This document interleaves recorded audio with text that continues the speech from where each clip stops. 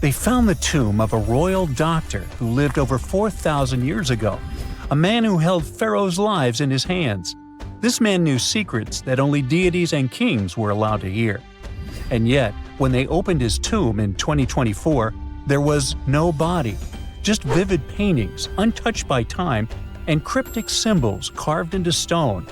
Who was he, and why was he buried with spells linked to a scorpion deity? The tomb was buried deep beneath the sands of Saqqara. The doctor's name was Tete-Nebe-Fu. He lived around 4,100 years ago, during one of Egypt's most mysterious turning points, right at the edge of glory and collapse. These were the final days of Egypt's Old Kingdom. The sun still glinted off freshly built pyramids, but the shadows were already creeping in. The pharaoh, Pepi II, had ruled longer than anyone before him, 90 years. But by the end of his reign, the country was cracking. The power was slipping, the regional leaders were rising, and the Nile floods grew unpredictable. In this shaky period, the mysterious doctor thrived. His tomb was discovered by a Swiss-French archaeological team in the shadows of old pyramids. The weirdest part was that when they uncovered his burial chamber, they found no body, no golden treasures either. Unfortunately, the tomb had been robbed long ago. But what remained was something even more fascinating: the words and images left on the walls. The paintings are still vibrant, bright colors that somehow survived all those years underground. The walls show jars, containers, strange abstract patterns, and geometric shapes. And then there are hieroglyphs, lines and lines of sacred script carved with precision, like someone had poured their soul into every curve. These inscriptions revealed who Tete-Nebe-Fu truly was. Turns out, he wasn't just any doctor. He was the conjurer of Serket. Now, Serket was the female deity of scorpions, sacred and terrifying. Egyptians believed she could stop venom, heal bites, and protect the living from toxic elements. The title, Conjurer of Serket, meant Tete-Nebe-Fu was a specialist in treating dangerous stings and bites. And if he got an entire tomb for himself, he may have been Egypt's top expert in those things, a man who healed with both medicine and magic. But that wasn't all. He also held the title Director of Medicinal Plants, a title seen only once before in all of ancient Egypt. That means he knew the healing power of herbs, roots, and oils like no one else. Now, you might wonder, what plants in a huge land of sand? But in reality, ancient Egyptians used herbal medicine that would hold up in some labs today. They created pills, ointments, and inhalers. Most often they chose some active ingredient, a flavor to make it easier to take, and something to deliver it into the body. Sound familiar? And yeah, they didn't have many traditional plants, so some of these ingredients were bizarre by our standards, like using crocodile dung and acacia mixed with honey. They even had formulas for anti-wrinkle creams. And apparently, our mysterious healer was also chief dentist. This title is almost never seen in ancient records. Evidence of Egyptian dentists is incredibly rare. Turns out, our ancient genius didn't just fight stings and study plants. He was also trusted with teeth and jaws, which were actually a huge problem in ancient Egypt. These people may have built wonders, but their teeth paid the price. Ancient Egyptians constantly caught grains of sand in their mouths. They often ate grit-filled bread and raw vegetables, which wore down enamel and caused a horrible condition called attrition. This led to tons of problems, including tooth loss. They had to improvise back in the day. For example, crafting the world's oldest known toothpaste from crushed rock, mint, and pepper, which ironically only made things worse for the gums. Or a toothpaste from things like eggshells, pumice, and natron, a salty mineral used for cleaning.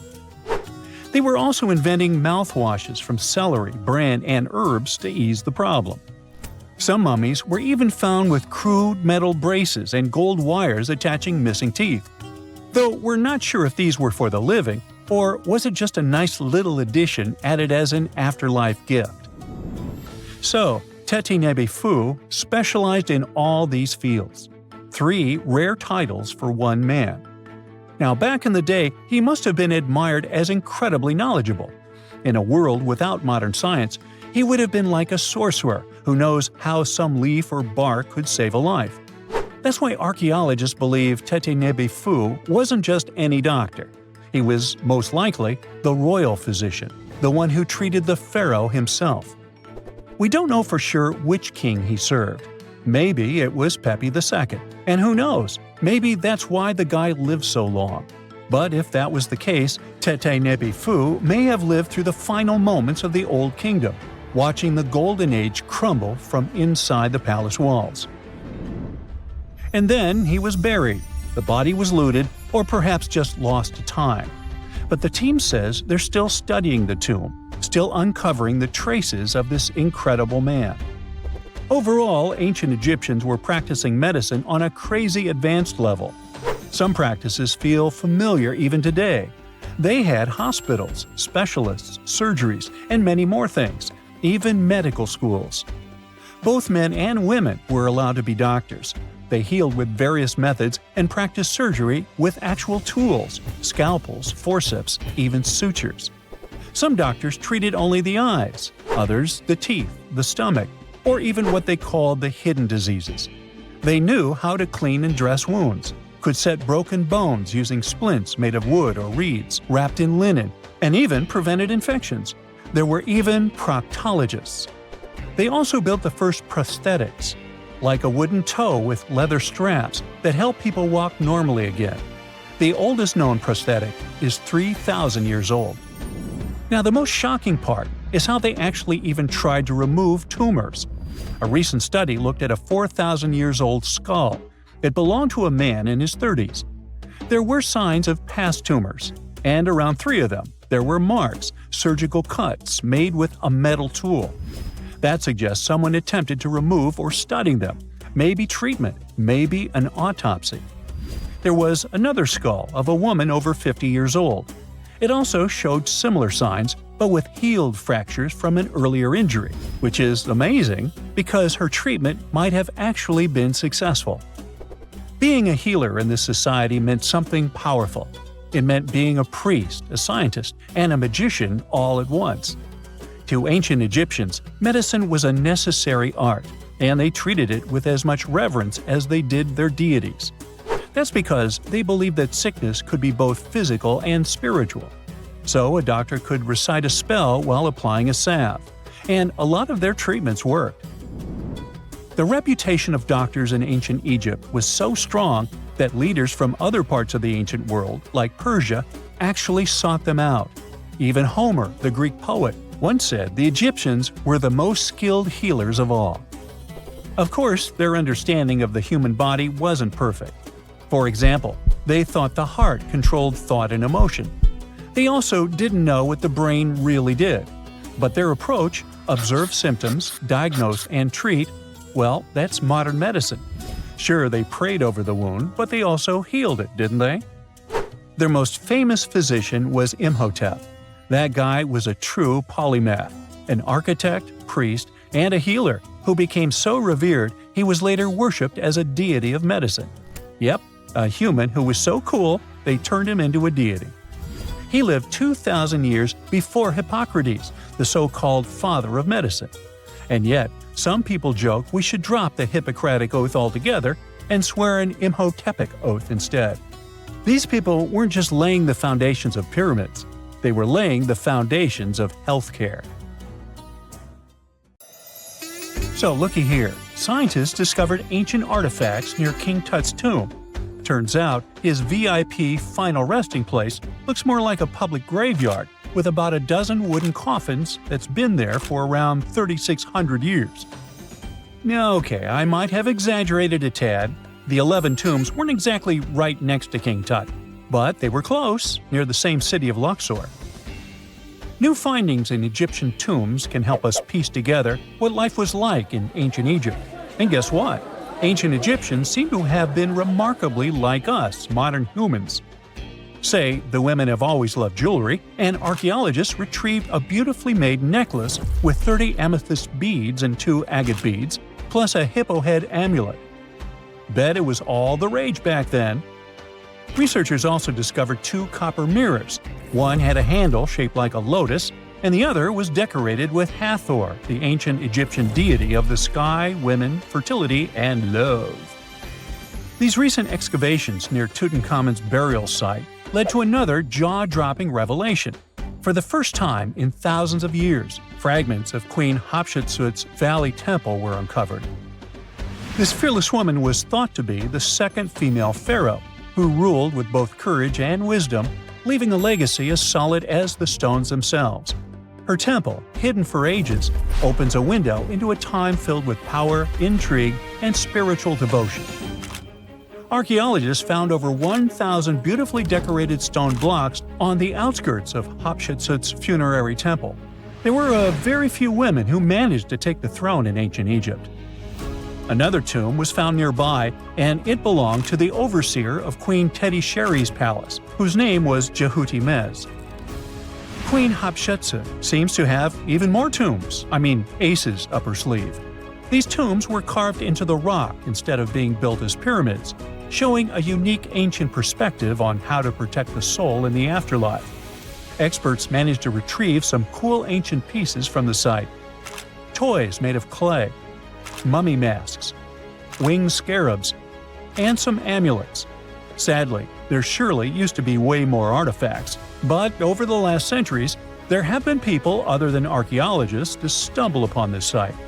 It's likely that looters got to these tombs before them and may have taken some valuable items. But they did leave behind some cool stuff for the researchers, like pottery used for offerings of bread and meat, along with archers' bows that connect the tomb's owners to the Egyptian military. Meanwhile, soul protection is way more important than you might think, especially if you're roaming around Luxor looking for ancient secrets. You aren't scared of King Tut's curse, are you? Let me tell you what happened to those who weren't scared, but promise me to take it with a dash of salt, okay? For years, Egyptologists, especially those who believed in paranormal activity, were convinced that there was an unsettling curse surrounding Tutankhamun's archaeological discoveries. This belief stemmed from the mysterious and untimely demise of several excavators who discovered the tomb in 1922 with no logical explanation for why they passed away. It was just easier to chalk it up to something supernatural and avoid the whole mess. But it turns out it wasn't a curse at all. It was likely the radiation that caused those excavators to perish. Now, you might wonder where the radiation came from. After all, while radioactivity was discovered in the 19th century, ancient Egyptians, despite their impressive pyramids, didn't have any radium lying around to make Tut's tomb glow like crazy. So, what could be the real story? It might have been toxic waste behind it all. Toxic levels of radiation from uranium and hazardous waste have been lurking inside the tomb since it was sealed over 3,000 years ago.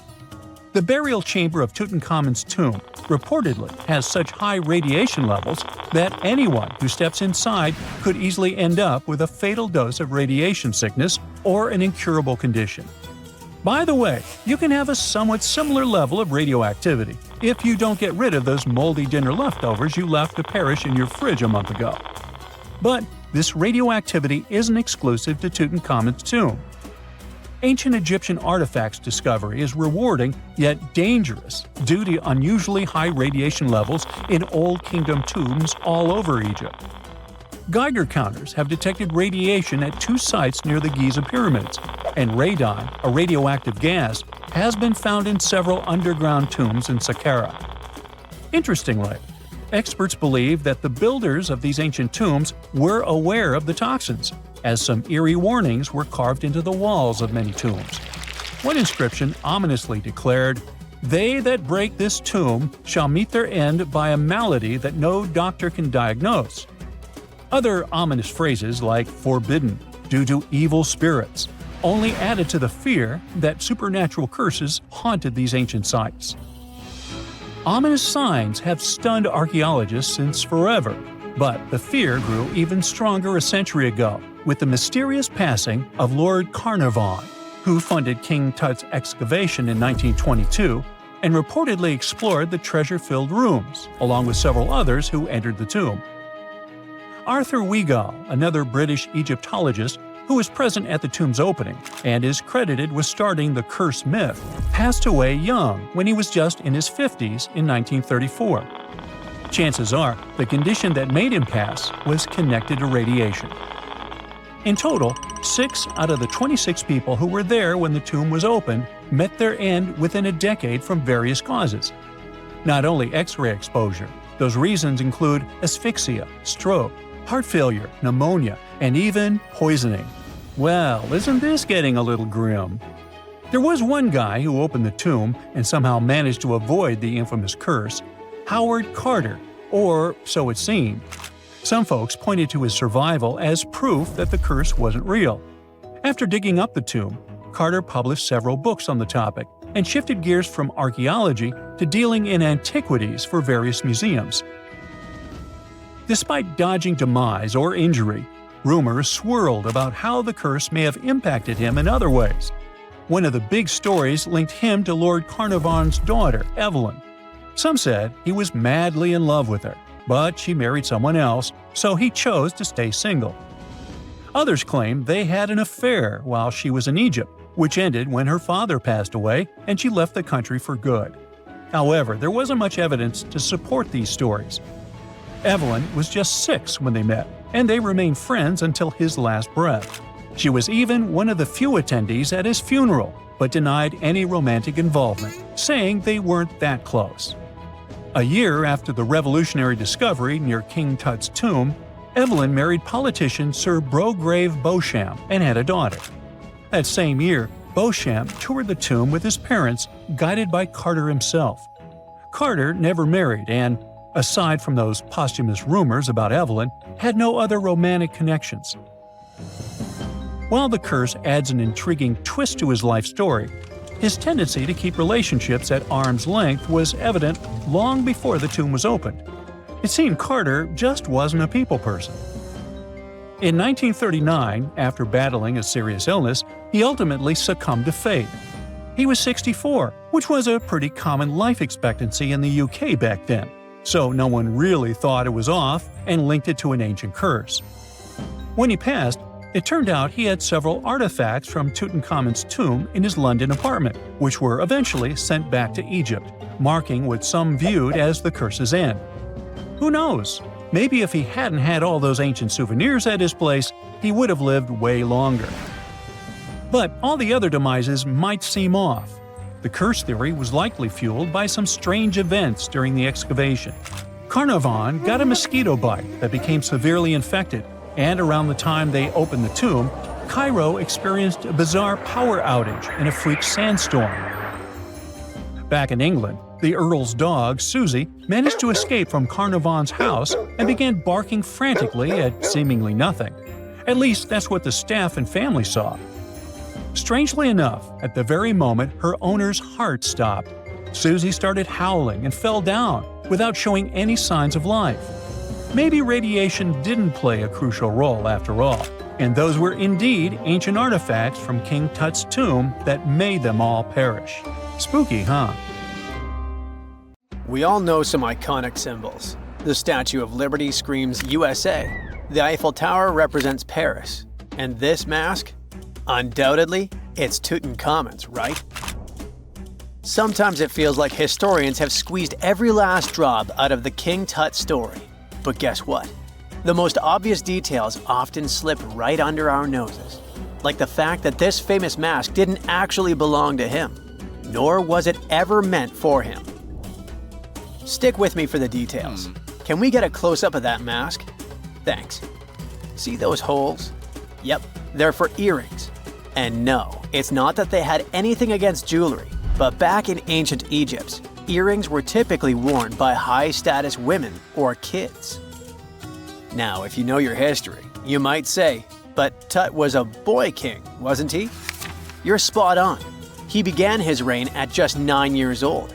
Sadly, that didn't last long as he passed away at a very young age.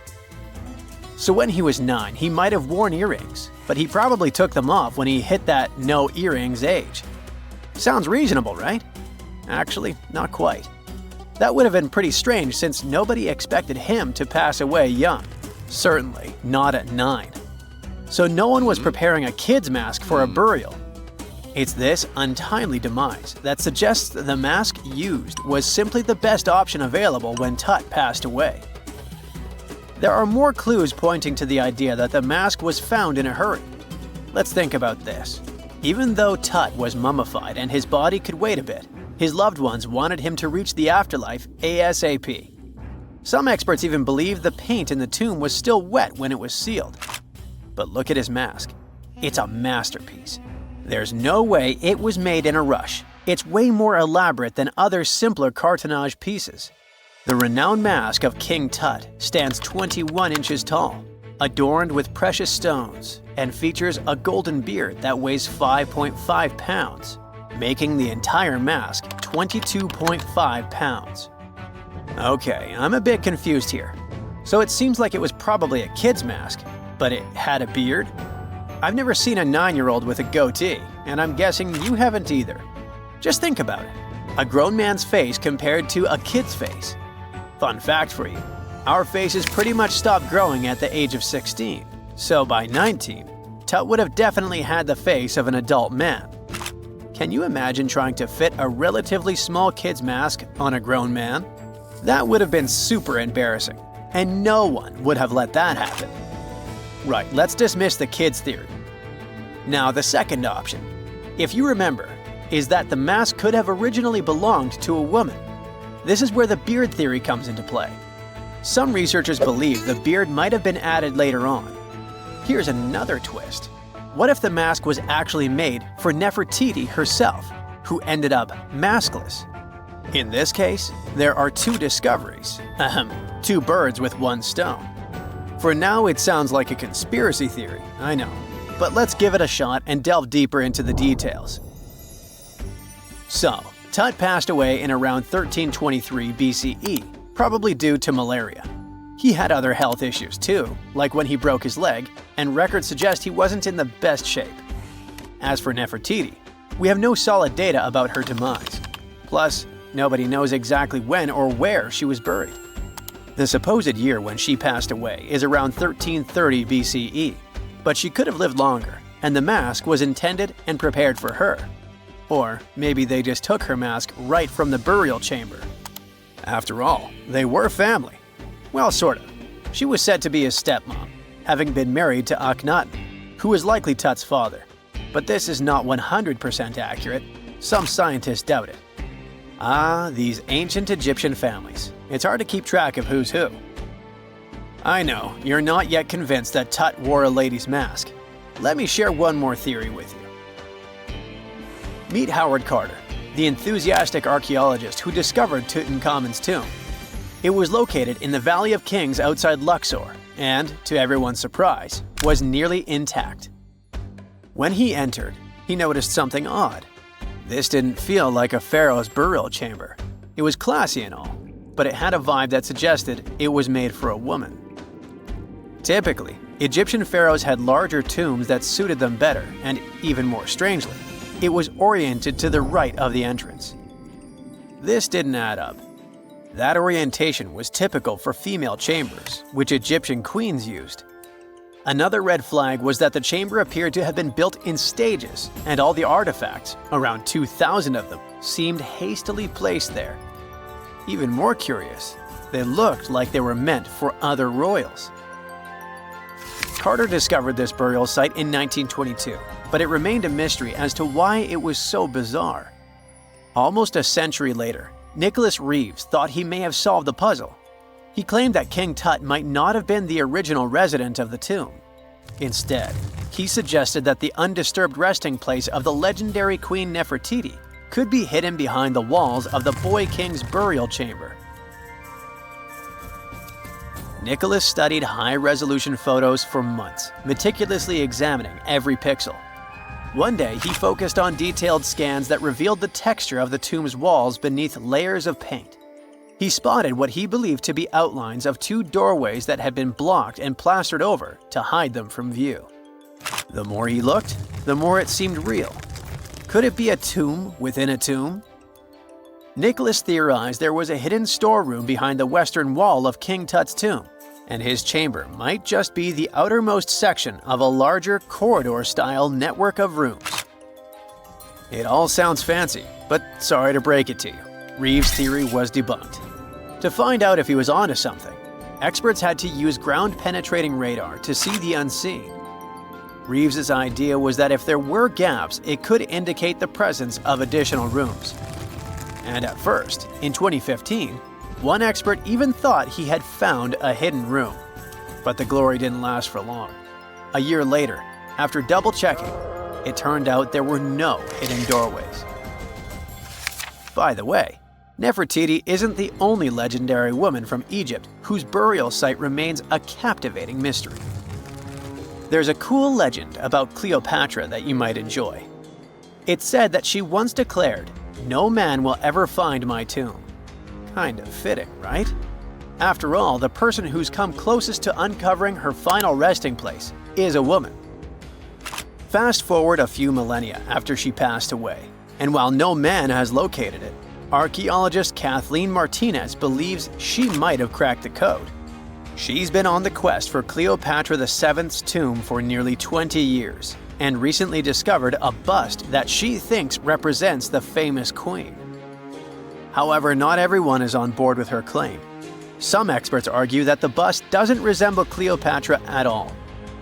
Alongside this intriguing marble statue, Martinez's team also unearthed 337 coins, some of which, less controversially, feature Cleopatra's likeness. But the real part is that it's still not officially confirmed. There's no doubt about the existence of the small bust. It's carved from white marble, fits in one hand, and shows a woman wearing a royal crown, according to a translated statement from the Egyptian Ministry of Tourism and Antiquities. The big question, though, is who it actually depicts. While Martinez insists this statue is a representation of Queen Cleopatra VII, many other archaeologists argue that the facial features don't match, suggesting it likely belongs to a princess instead. Sorry, I can't resist the temptation of breaking the magic for a moment. Some folks believe that the whole idea of "no man will find my tomb" is misunderstood. Even if she did say it, what she probably meant was "no living soul," and it wasn't about gender at all. It can as well be just a beautiful legend. Toodaloo! And now we're off to almost 5,000 years ago. Let me take you to ancient Egypt, where back in 2550 BC, guess what? The construction of the Great Pyramids of Giza started. People learned to build cathedrals and skyscrapers, but it wasn't until recently that these massive buildings appeared. It's still a mystery to even modern scientists how these pyramids were built 5,000 years ago. No wonder they are one of the 7 wonders of the ancient world. They're also the oldest of them and the only wonder of the ancient world that still exists in the 21st century. It must have taken a lot of cooperation to build a thing that massive, even for today's metrics. But the Giza pyramids weren't the first pyramids ever. The first one, called the Step Pyramid, was built around 80 years before the first Pyramid of Giza in 2630 BC for King Djoser. It wasn't meant to be extraordinary, but ended up being quite impressive. It was a pyramid of 6 stepped layers of stone. It was 204 feet high, which is as tall as a 19-story building. And it was the tallest building that existed at that time. It wasn't just a pyramid, though. It was surrounded by a whole complex of buildings, including even courtyards. In ancient Egypt, people believed in the afterlife, so everyone, especially kings, wanted to make sure they had everything they needed to get ready for it. Here's why the pyramid complex was perfectly supplied with a lot of objects people used every day. The complex included a pyramid and a kind of a palace. Those buildings had many things the king loved and might need one day, like furniture, food, and gold vessels. After Djoser, building pyramids became common practice, but many pyramids weren't finished. It would usually take about 20 years to build one, but many rulers reigned way less than that. Overall, there are more than 100 pyramids. The most famous pyramids are the Great Pyramids of Giza. The first one and the biggest one was built for Pharaoh Khufu, around 2550 BC.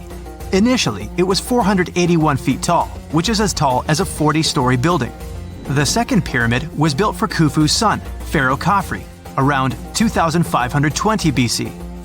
It's just a bit shorter, usually standing at 471 feet high, a 39-story building. This is the pyramid with the famous statue of the Sphinx. Sphinxes have a lion's body and a human head. They were built to guard important areas. This one has the head of Pharaoh Khafre and is guarding his pyramid, facing the sunrise. The Sphinx is most well known and is one of the world's biggest and oldest statues. Originally, it had red color and did have a nose. It's still possible to see the trace of red pigment by its ears. But no one knows exactly when the nose disappeared. For some time, the Sphinx was sort of hidden underground, being covered with sand up to its shoulders. Luckily, in the early 1800s, an adventurer with a team of 160 people dug it out. The third pyramid of Giza is the smallest one, being more than twice shorter. Originally, it was 218 feet high, about the height of a 20-story building. Built in 2490 BC, it was a pyramid for Khafre's son, Menkaure. The pyramids are designed to align with the points of the compass, and their sides symbolize the rays of the sun. But back at the time, there were no compasses. Ancient Egyptians figured out the directions themselves, and with amazing precision. To align the pyramids, they used two constellations. Originally, the pyramids were covered in smooth white limestone and had a gold-silver top to reflect the sun. Later, the white limestone was taken from the pyramids by other kings and used for other buildings. Scientists estimated that ancient Egyptians used about 2.3 million stone blocks to build the first pyramid. Each block weighed more than 1 ton. This is the weight of a rhino. Some blocks were even bigger, being almost as heavy as an elephant. 4.5 millennia ago, there was no modern equipment to help build it. There were no machines, no wheels, and even no steel. The only metal available to them was copper. Even today, scientists aren't sure how the Egyptians managed to build the pyramids. There are no records left that would shed light on it. Some even think that Egyptians wanted to keep it as their secret and didn't even record it on purpose. Many believe that poor people and foreigners built the pyramids, but it's not true. Actually, the builders were very skilled workers, and they were fed and paid well. The archaeologists claim that the builders lived in a nearby temporary city and were a highly organized community with a strong leader. Scientists say that around 20,000 people worked on each pyramid complex, and it took about 20 years to build each. It probably was a national project. The construction site was large in resources, and food and essentials were likely to be contributed from all parts of Egypt. Even with all that support, it remains unclear how people managed to cut, transport, and assemble those huge stones. One of the theories suggests the stones were most likely transported on boats down the Nile River. Then, there was a harder part. They had to be moved to the construction site. For that, they probably used wooden sleds. It wasn't very hard to pull them because the sand mixed with the right amount of water was pretty slick. And 10 people could move a sled even with a rock weighing 1 ton pretty easily. Finally, one last problem. The stones had to be lifted and put into place. Archaeologists have discovered the remains of the ramps system that dates back to when the pyramids were built. Most likely, the Egyptians designed a unique system to move and pull huge stone blocks, but no one knows what it looked like exactly. The most common opinion is that there were several ramps around the pyramid to help move the blocks. The ramp was growing with the pyramid getting higher. They suppose people were walking up the stairs, pulling the stone on the wooden sled up in the middle on the sandy ramp. But this is just one of the options. Others say that the ramps were going around the pyramid. Some say the ramps were inside the pyramid. But we'll never know for sure, and it'll forever remain a mystery, just like the ancient Egyptians wanted. Surprisingly, there's not much inside the pyramids.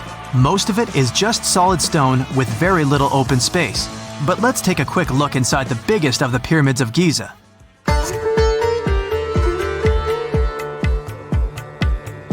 From the entrance, there are 2 stairs, one going down and the other one going up. The descending one takes you to a chamber located underground. That's where the pharaohs are, but not in this pyramid because Khufu wanted to stay higher. The underground room is partly unfinished. The room with Khufu's sarcophagus is called the King's Chamber. It's upstairs and then through the tall and long Grand Gallery. Below the King's Chamber, there's a room called the Queen's Chamber. There are no queens though, and no one is sure why the room is called this. Unfortunately, none of these have any hieroglyphs on the wall. They're just bare. If you want to see them, you should go to the other rooms that are decorated. Those pieces of art are depictions of ancient Egypt's culture and daily life. The texts allow researchers to study their language and grammar. Sadly, the treasures that once were here in the pyramid are long stolen. From that room, there are several tunnels for an unknown purpose. There are many tunnels and passages inside the pyramids. There are many chambers and shafts and secret ways. Scientists have been sending little robots with cameras there for some decades already. And the robots did discover another chamber a bit upstairs with hieroglyphs on the walls. But even today, much of the pyramids is still unknown, and there's no so-called building plan of the pyramids. Egyptians did create a mystery no one can crack for 4,500 years already. Scientists recently started to X-ray the pyramid to learn what's inside it without entering it and its narrow, mysterious tunnels. This is not a dune set. This is a very real desert in Niger. Jado was probably built by the nomadic Sao people and is filled with ksars, which are fortified houses made of salt and clay, with giant walls and secret passages. Located deep in the desert, it was once a vital stop for trans-Saharan caravans, but is now a hotspot for smugglers and bandits. The site has been off-limits since 2002 due to its dangers. The origin of the ksars remain a mystery. No archaeological studies have been conducted, leaving many questions unanswered. Even today, shifting sands reveal and conceal parts of these ancient ruins, fueling local speculation about what might still be hidden beneath the desert. Speaking of connective tunnels, scientists were blown away by the discovery of lava tubes in Saudi Arabia. These underground passages form when molten lava cools down. Researchers believe that ancient nomadic groups may have utilized these tunnels to survive the super harsh desert climates. While excavating the tunnels, archaeologists uncovered artifacts, rock art, and skeletal remains. The art and animal bones show that the people who used the tunnels were probably sheep and goat herders. They're still piecing together whether these groups lived in the tunnels for extended periods or just used them as temporary shelters. The Great Pyramid of Giza has been standing for thousands of years, but it's still hiding secrets.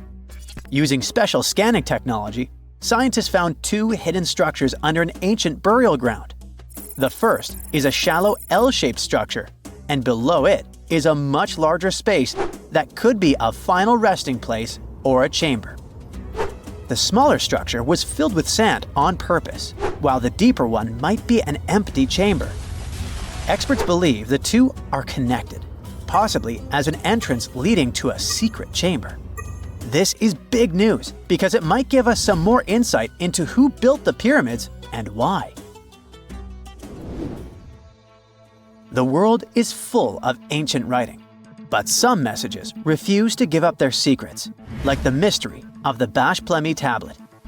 This unusual stone, pulled from a lake in Georgia, is covered in symbols no one can read. Even with modern technology, experts are completely stumped. The tablet is about the size of a book, with 60 symbols carefully carved into its surface, but 39 of them don't match any known language. Some resemble scripts from ancient civilizations in the Middle East, India, and Egypt, but none are an exact match. To make things even trickier, part of the tablet is broken off, meaning a piece of the puzzle is missing forever. To rule out a hoax, scientists studied the tablet closely. They confirmed it's made of vesicular basalt, an extremely tough local rock. Whoever carved these symbols must have been really skilled. Based on similar archaeological finds, experts believe the tablet could date back thousands of years, possibly to the late Bronze or early Iron Age. Some symbols repeat, which could mean they're numbers. Maybe it's an inventory list, a record of battles, or even an offering to the deities. Until someone cracks the code, the Bashplemi tablet remains an unsolved mystery from the depths of history. Experts are still stumped with what this Minoan disk might mean. The Phaistos disc is one of the most mysterious finds from the Minoan civilization. This 6-inch clay object, discovered in 1908, has strange spiral markings that no one has fully decoded yet. The disc has 241 symbols on both sides, showing everything from people and animals to tools and plants. Experts have come up with many theories about what the symbols mean. Some think it's an early form of Greek. Others suggest it's a prayer or a hymn. And some even believe it could be a letter from a king in Anatolia to a Greek ruler. Let's see who will be the first to figure this out. It's always a fun day at an archaeologist's office when they find something as big as a 2,000-year-old marble head. A French archaeologist mission went digging inside an old medieval house near Alexandria in Egypt and found a statue's head depicting an old, possibly ill man. This statue dates from the last Egyptian dynasty before it became part of the Roman Empire, and the site where it was found is associated with the likes of Cleopatra and Mark Antony. For archaeologists, even the smallest finds at this site means a lot. You've heard of Lucy, right? The Australopithecus that was an early ancestor for us humans. Well, scientists found some of her species' footprints somewhere in Tanzania. The so-called Laetoli footprints are over 3 million years old. The trail stretched 88 feet and has about 70 footprints, left behind when a bunch of early humans walked across some wet volcanic ash. What's cool is that these early humans were already walking on 2 feet, like us, not all hunched over like apes.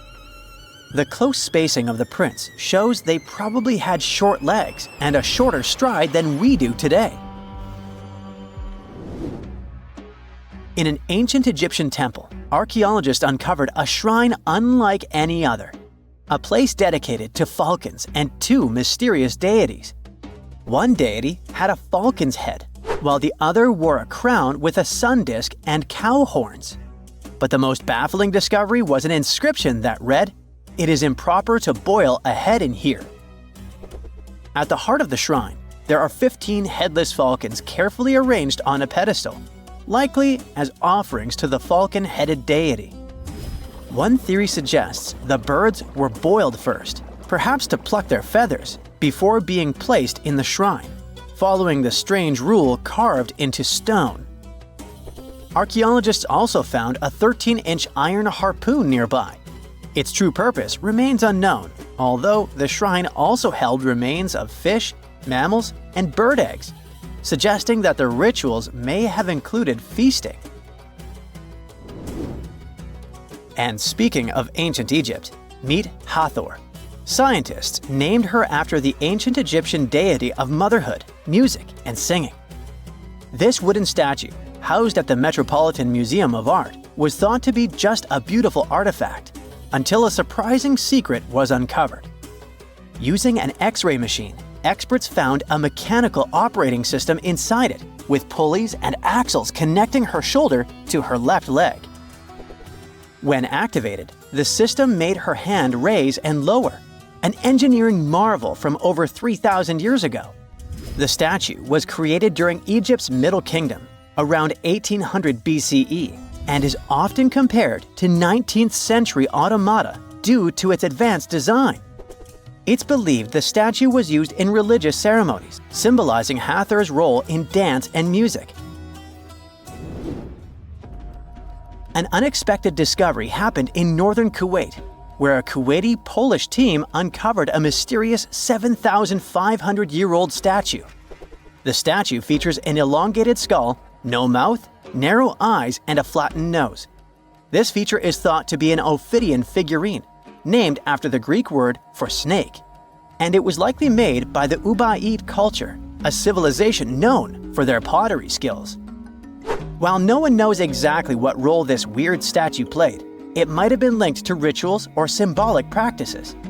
Some scientists think these figurines, found in homes or final resting places, were tied to important cultural beliefs. We couldn't mention unresolved mysteries of this world without speaking about these elongated skulls.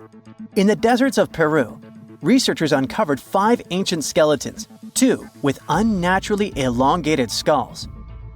While head shaping was common in many cultures, these skulls defy explanation. Local legends tell tales of the so-called gentiles, a mysterious race banished underground by the powerful deities. Some say this is what the skulls represent. Others think this is some type of genetic anomaly, which was confirmed after finding an infant skull, too large to be artificially shaped. A gruesome discovery took place in Egypt some years ago. You want to hear about it?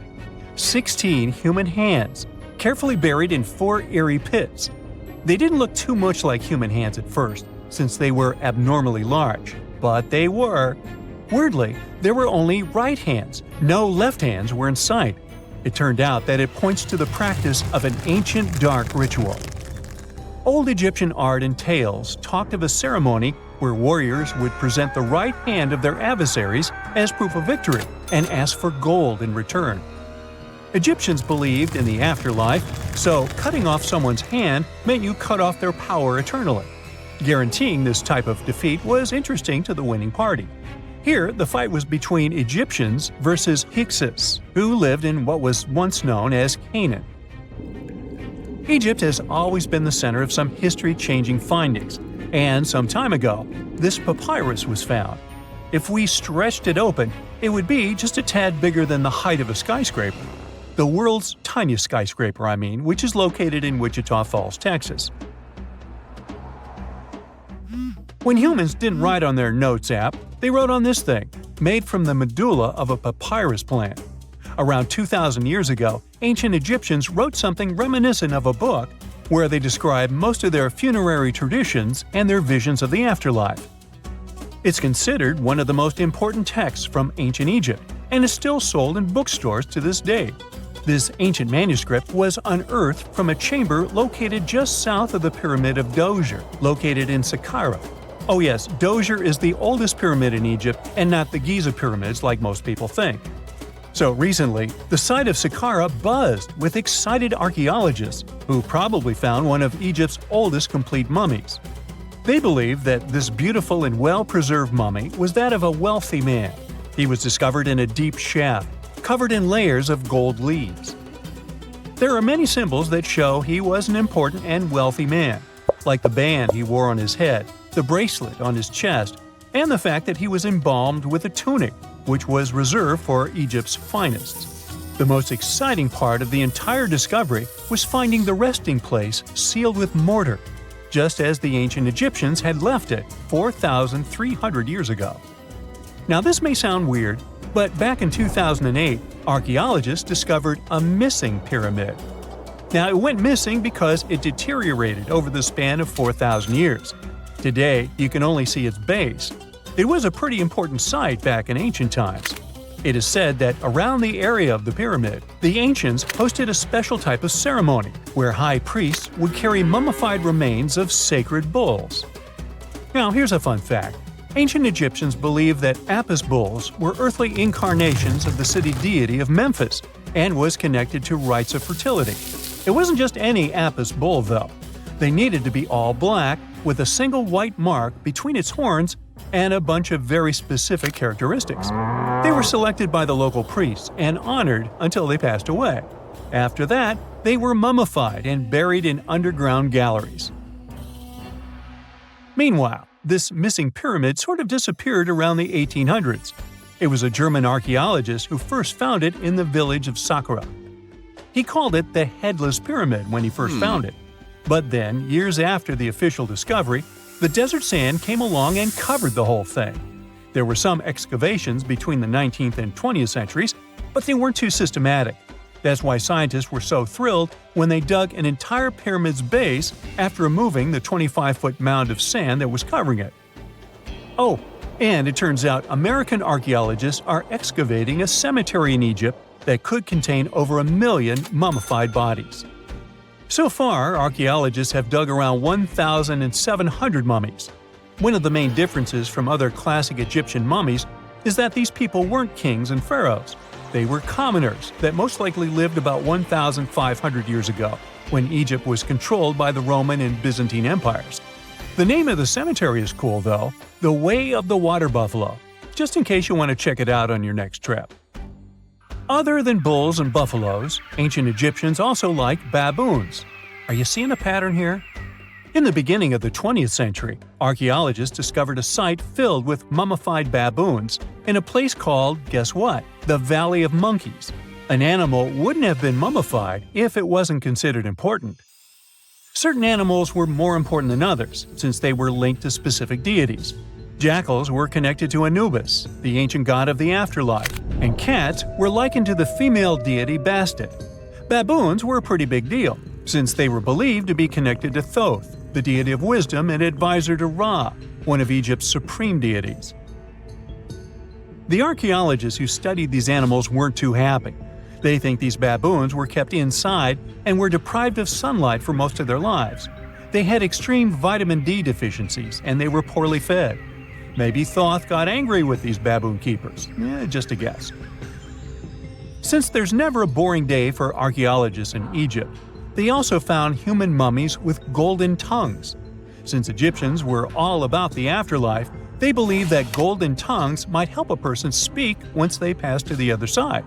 I mean, it's a long shot, but hey, why not? Some of these mummies were placed in wooden coffins with goods, such as necklaces, pottery, golden artifacts in the shape of lotus flowers and scarab beetles, and iPhones. Just kidding. A new temple was also unearthed recently in Egypt. Scientists believe it was dedicated to honor Zeus Cassios. That deity would be a cross between Zeus, the almighty Greek deity of the sky, and Mount Cassios. While digging around the Sinai Peninsula in Egypt, archaeologists spotted two pink granite columns poking out of the ground, and bingo. They believe these columns represented the temple's front gate and collapsed during an earthquake many years ago. And speaking of deities, there weren't only super serious deities. Recently, scientists unearthed a golden ring in a city south of Cairo.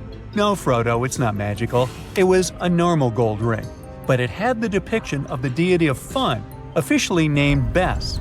This deity is often described in sacred texts as a happy chubby dwarf.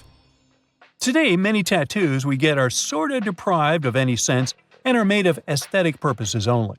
In ancient Egypt, though, women would get tattoos as a token of protection for childbirth. That's what scientists think, at least. Around the Nile region, scientists found some mummies that had well-preserved tattoos, which is a rarity since the skin deteriorates so easily. Two of these women tattooed their lower backs, and the drawings were simple. They were mostly pictures, including that same chubby dwarf we just talked about, Bes. He also had a side hustle as the protector of women during childbirth. Now, would you believe me if I told you ancient Egyptians invented robots? No? Well, that's because that's not entirely true. Sure, they were astronomers, mathematicians, and engineers, and somehow they also squeezed an eccentric invention into that package. An automated deity some scientists called Hathor. This wooden statue had been in the Metropolitan Museum of Art for years before someone noticed its secret. With the help of an X-ray machine, specialists discovered a mechanical operating system inside it. The pulley-like axis goes from the statue's shoulder to her left leg. When the system rotates, the statue raises and lowers her hand. Hey, pick me! I got my hand up here. Secant, cosine, tangent, sine, 3.14159. Yeah, that was the cheer we heard coming from the trigonometry club back in the day. For the rest of us in math class, terms such as sine, tangent, and pi were just bewildering. Who invented these and why? Was their only purpose to make it harder for students? Well, not quite. Trigonometry was invented by the ancient Egyptians. They needed this knowledge to construct pyramids, and they did a pretty good job too. The Great Pyramid in Giza still stands today, some 4,500 years after it was built. No recalls either. So let's get out of that classroom and on a journey through time to reveal the secrets behind the ancient Egyptians' precision. Here you are, standing on the Great Pyramid's construction site, some 9 miles from Cairo. Well, the city still isn't there, as you're surrounded only by the desert and teams of construction workers. They're transporting large stone blocks weighing 2.5 tons each. They're inside a wooden sled that sits on large rollers. A crew of 8 men rolls these blocks along the ground. You immediately think of the rollers on a supermarket cash register. The principle is exactly the same, but the scale is greater, much greater. Scientists estimate that the Egyptians used 2.3 million such blocks in the Great Pyramid alone. And the block in front of you is one of the lighter ones. The heaviest of them weighed up to 15 tons. But where did all these blocks come from? Most of them originated from quarries around Giza. It's not that impressive, you think, but wait until you hear how ancient engineers transported the granite used in construction over 500 miles to the pyramid. There were no railways or highways back then, but the mighty Nile was always there. Researchers even believe that the Egyptians dug a canal to connect the Nile directly to the pyramid's construction site. All they had to do then was to wait for the flood season to begin, and voila! The rising water levels floated the heavy stone blocks for them. But how did they lift the enormous stones on dry land to stack them up to the top? Did they use oversized cranes? Well, ancient Egyptians worked around this problem, literally speaking. One of the workers is now pointing to the giant ramp going around the pyramid they're building. This is how a mountain road zigzags its way to the top. If the ramp went directly to the top of the pyramid, then workers couldn't pull the stone blocks along it. It would be too steep.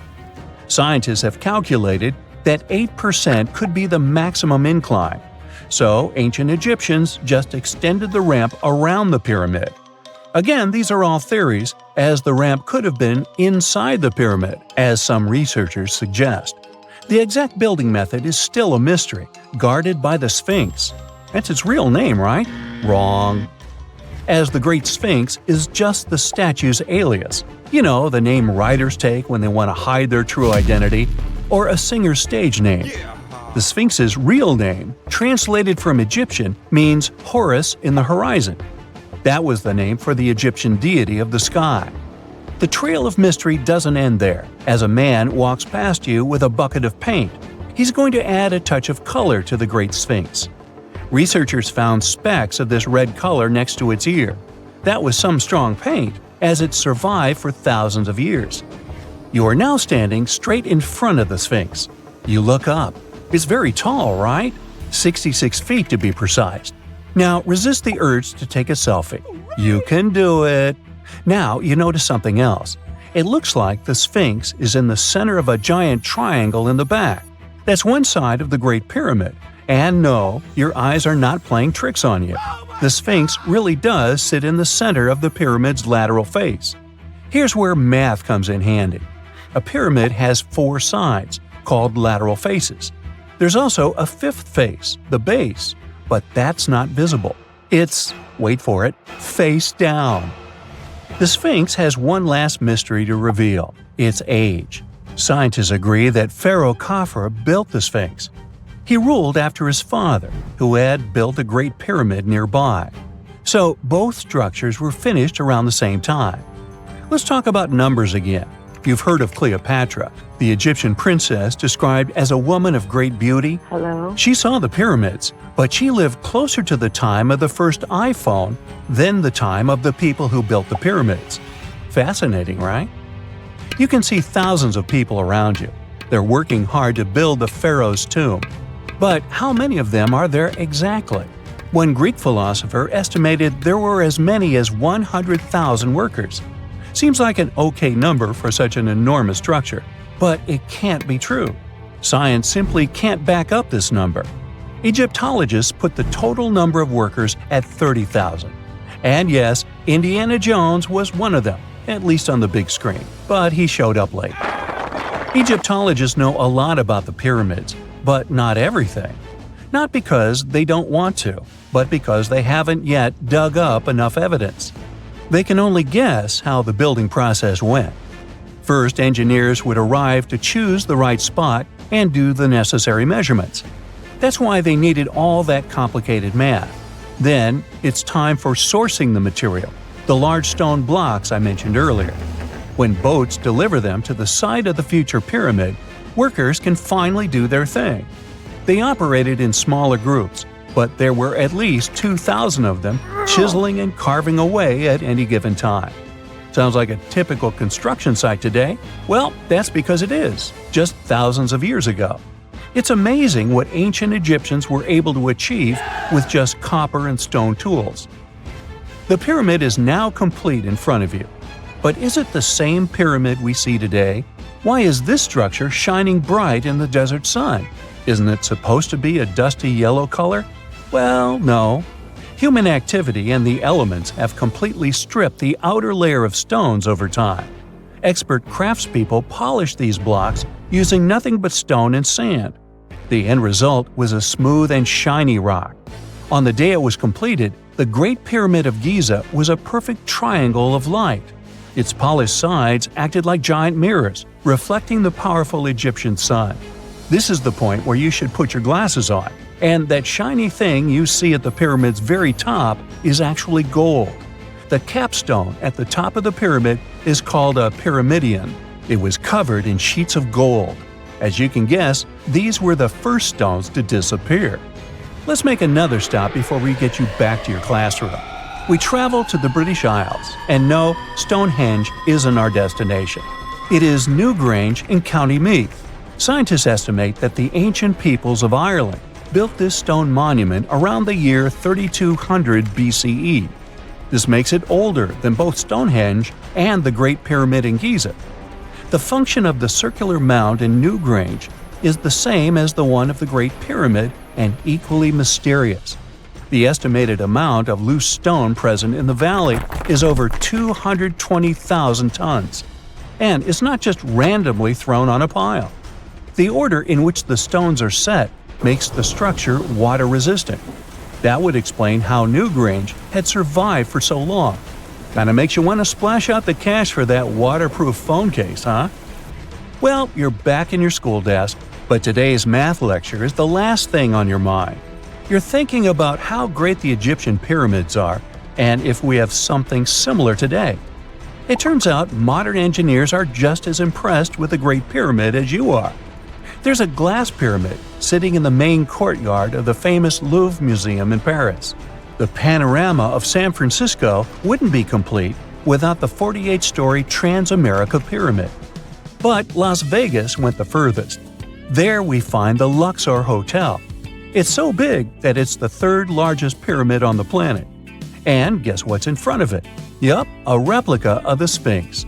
It's 110 feet tall, 2 stories higher than the one in Giza. Yeah, everything's bigger in Vegas. When you hear the word mummy, you might get a chill down your spine. That's because most of us associate this word with those creepy characters we've seen in some scary movies. But in reality, mummies have helped us understand a lot about ancient civilizations, their rulers, and about how people used to deal with losing their loved ones. The people most famous worldwide for their mummies are the ancient Egyptians. They believed that some sort of existence after passing away was possible, if certain conditions were met. That's why they insisted on preserving the human body through the process of mummification and placing the mummy in a furnished tomb, kind of like giving it a fully functioning apartment of its own. Why did they believe in this? Well, because they were deeply connected to their natural environment for the most part. They saw the natural cycles around them, like how the sun rose every day, followed by the moon, or how new life was always sprouting from plants, even after they had wilted away. They also believed that the powerful spirit Osiris, who represented the cycle of passing away and resurrection, played a role in this process. To prepare for the afterlife, the ancient Egyptians followed certain rituals, like mummification, which involved using materials like honey, resins, and incense to preserve the body. There's no other mummy more popular than that of King Tut. He was a young pharaoh who ruled over 3,000 years ago in Egypt. The problem with discovering ancient royal tombs is that most of such burial sites were previously robbed. People knew ancient rulers had been left with many valuable belongings, so those locations became vulnerable to thieves. When King Tut's tomb was opened in 1922, People were excited because it had not been robbed, like many other previously discovered royal tombs. That's how well hidden it was. Inside, his mummy was encapsulated in a total of 3 coffins, including one made of gold. The objects found in his tomb showed us what ancient Egypt was like, and studying his mummy also helped us learn about the culture and practices popular at the time when he passed away. We also learned about his family by looking at his DNA. Scientists were able to discover that he had had a disease called malaria and a problem with his foot that might have made it hard for him to walk. Ramses II was another pharaoh in Egypt who ruled for 68 years, which was quite a lot back in the day. He was known for his expansion campaigns and building projects. Many objects from his time as a ruler still exist today, including a large statue of him. Ramses II was about 6 feet tall and lived to be about 90 years old. After looking at his mummy, scientists concluded that he may have had a medical condition that affected his spine. Now, remember those thieves I mentioned before? They are probably the reason why Ramses II ended up in a plain coffin in a secret collection of royal mummies at Deir al-Bahari, which was rediscovered in 1881. Thankfully, archaeologists were able to identify him because his journeys had been recorded on his wrappings. The process was really tedious too. In fact, in ancient Egypt, the mummification process could take a staggering 70 days to complete. A special person would say a very specific speech while delicately handling the body and drying it out using a type of salt called natron. They also used linen and resin to make the body look more lifelike and to wrap it in cloth. The tomb was equally as important for ancient Egyptians. The walls of King Tut's tomb, for example, were adorned with intricate artwork that depicted his journey to the afterlife, from his burial procession to his passage through the underworld. The ancient Egyptians believed that everyone made this journey after passing away, and they filled their tombs with items and paintings to help the person in their spiritual travels. Additionally, the walls of the tomb were decorated with spells from a special book, which contained a collection of poems that the Egyptians believed would help people reach the afterlife. And speaking of how important this journey was, people also placed food in these ancient tombs. In King Tut's tomb, archaeologists discovered 36 jars of vintage beverages and 8 baskets of fruit, which were believed to be left there to help him in his journey to the afterlife. The Egyptians believed that traveling to the afterlife took a really long time, so they left a lot of supplies, such as food and water, to sustain their loved ones. Pharaohs also generally had numerous luxurious garments and beautiful jewelry in their tombs to ensure that they would have a fashionable journey.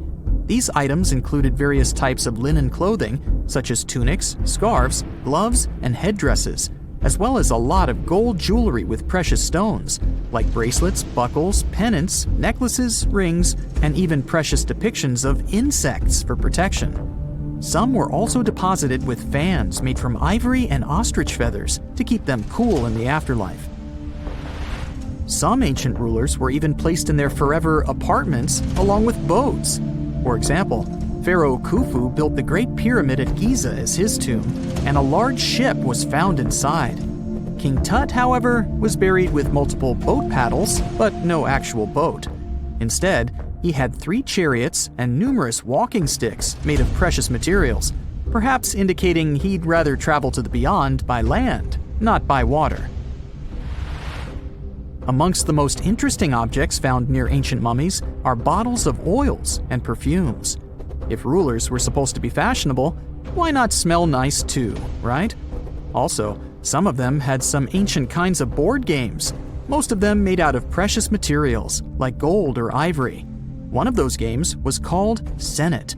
It was very popular amongst the ancient Egyptians and very similar to modern-day chess. The ancient Egyptians may have the most famous mummies out there, but they weren't the first to invent the procedure. In fact, it all started in South America with an ancient civilization named the Chinchorro. As far as we know today, these people were the first to mummify their loved ones that had passed away.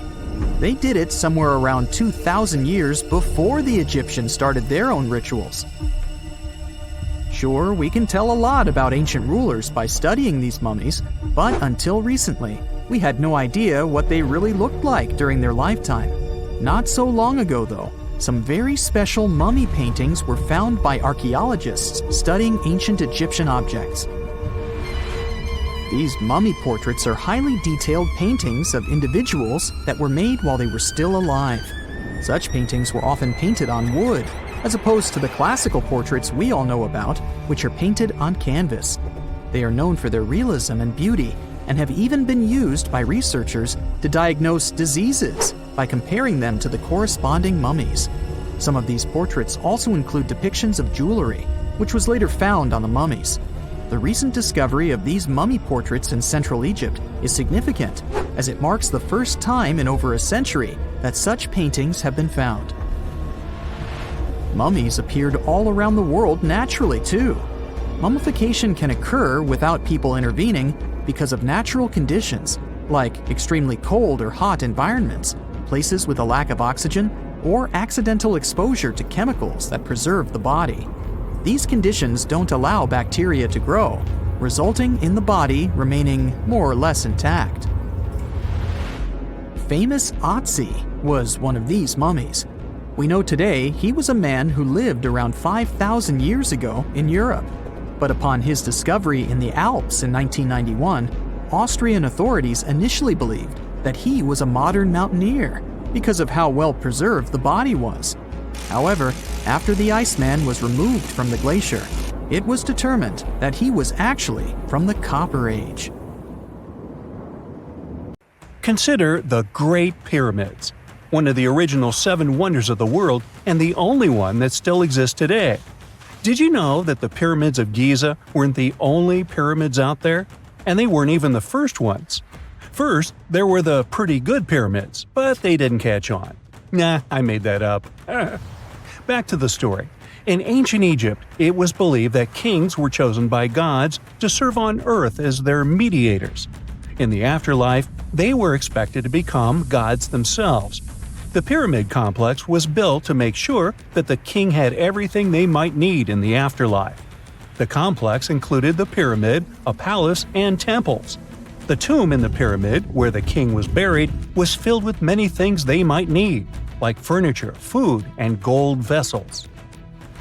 Actually, the first pyramid had been built 80 years before the first pyramid of Giza appeared. Overall, there were around 100 of them. Some weren't finished though, since the construction took a while and not every pharaoh lived long enough to see the end of the construction. And now let's talk about the construction itself. The biggest of the pyramids of Giza is as tall as a 40-story building. So how on earth did they manage to build a structure that massive 5,000 years ago, long before machines and other equipment appeared? Well, let's figure it out. So Pharaoh Khufu ascended the throne around 2575 BCE, and his architects started the construction of the oldest and biggest of the pyramids of Giza. He figured that over 2 million limestone blocks had to be used to build the pyramid, each weighing around 2.5 tons, around the weight of a rhino. The architect wanted to finish the construction in 20 years. To make it possible, a stone had to be carried and pushed into place every 4 minutes, 24 hours a day, 7 days a week, and 365 days a year, except leap year. So obviously, a lot of workers were needed to make it happen. Many believe that it was enslaved people who worked at the pyramid's construction site, but that's not true. Workers came from all over Egypt to contribute to the project. All in all, around 25,000 of them. The Egyptians were doing all kinds of work, starting with manual labor and crafting tools to administrative work. They all worked around 10 hours a day. They were housed and well fed, and they were overall living a more comfortable life than an average Egyptian could afford at that time. Supposedly, the builders lived in a nearby temporary city and were a highly organized community with a strong leader. The pyramids seemed to be designed to align with the points on a compass, and their sides symbolized the rays of the sun. But back at that time, there were no compasses. Ancient Egyptians figured out the directions themselves and with amazing precision. To align the pyramids, they used two constellations. The construction site was arranged on the west bank of the Nile River. This also had a symbolic meaning. Just like the sun sets in the west, life sets in the west as well. The second pyramid of Giza was for Khufu's son, Pharaoh Khafre. It's a bit smaller, but this one has the famous noseless statue of the Sphinx. Of course, originally it had a nose. I would tell you what happened to it, but it's still a mystery, and no one knows for sure. Sphinxes have the body of a lion and the head of a human. They were considered guardians of important areas.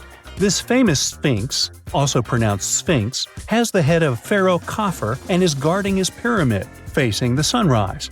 The Sphinx is one of the biggest and oldest statues in the world. Originally, it not only had a nose, but was also painted. Scientists have discovered traces of the red color of its face. So, most likely, the Sphinx was painted red. There are also remains of yellow and blue color on its body.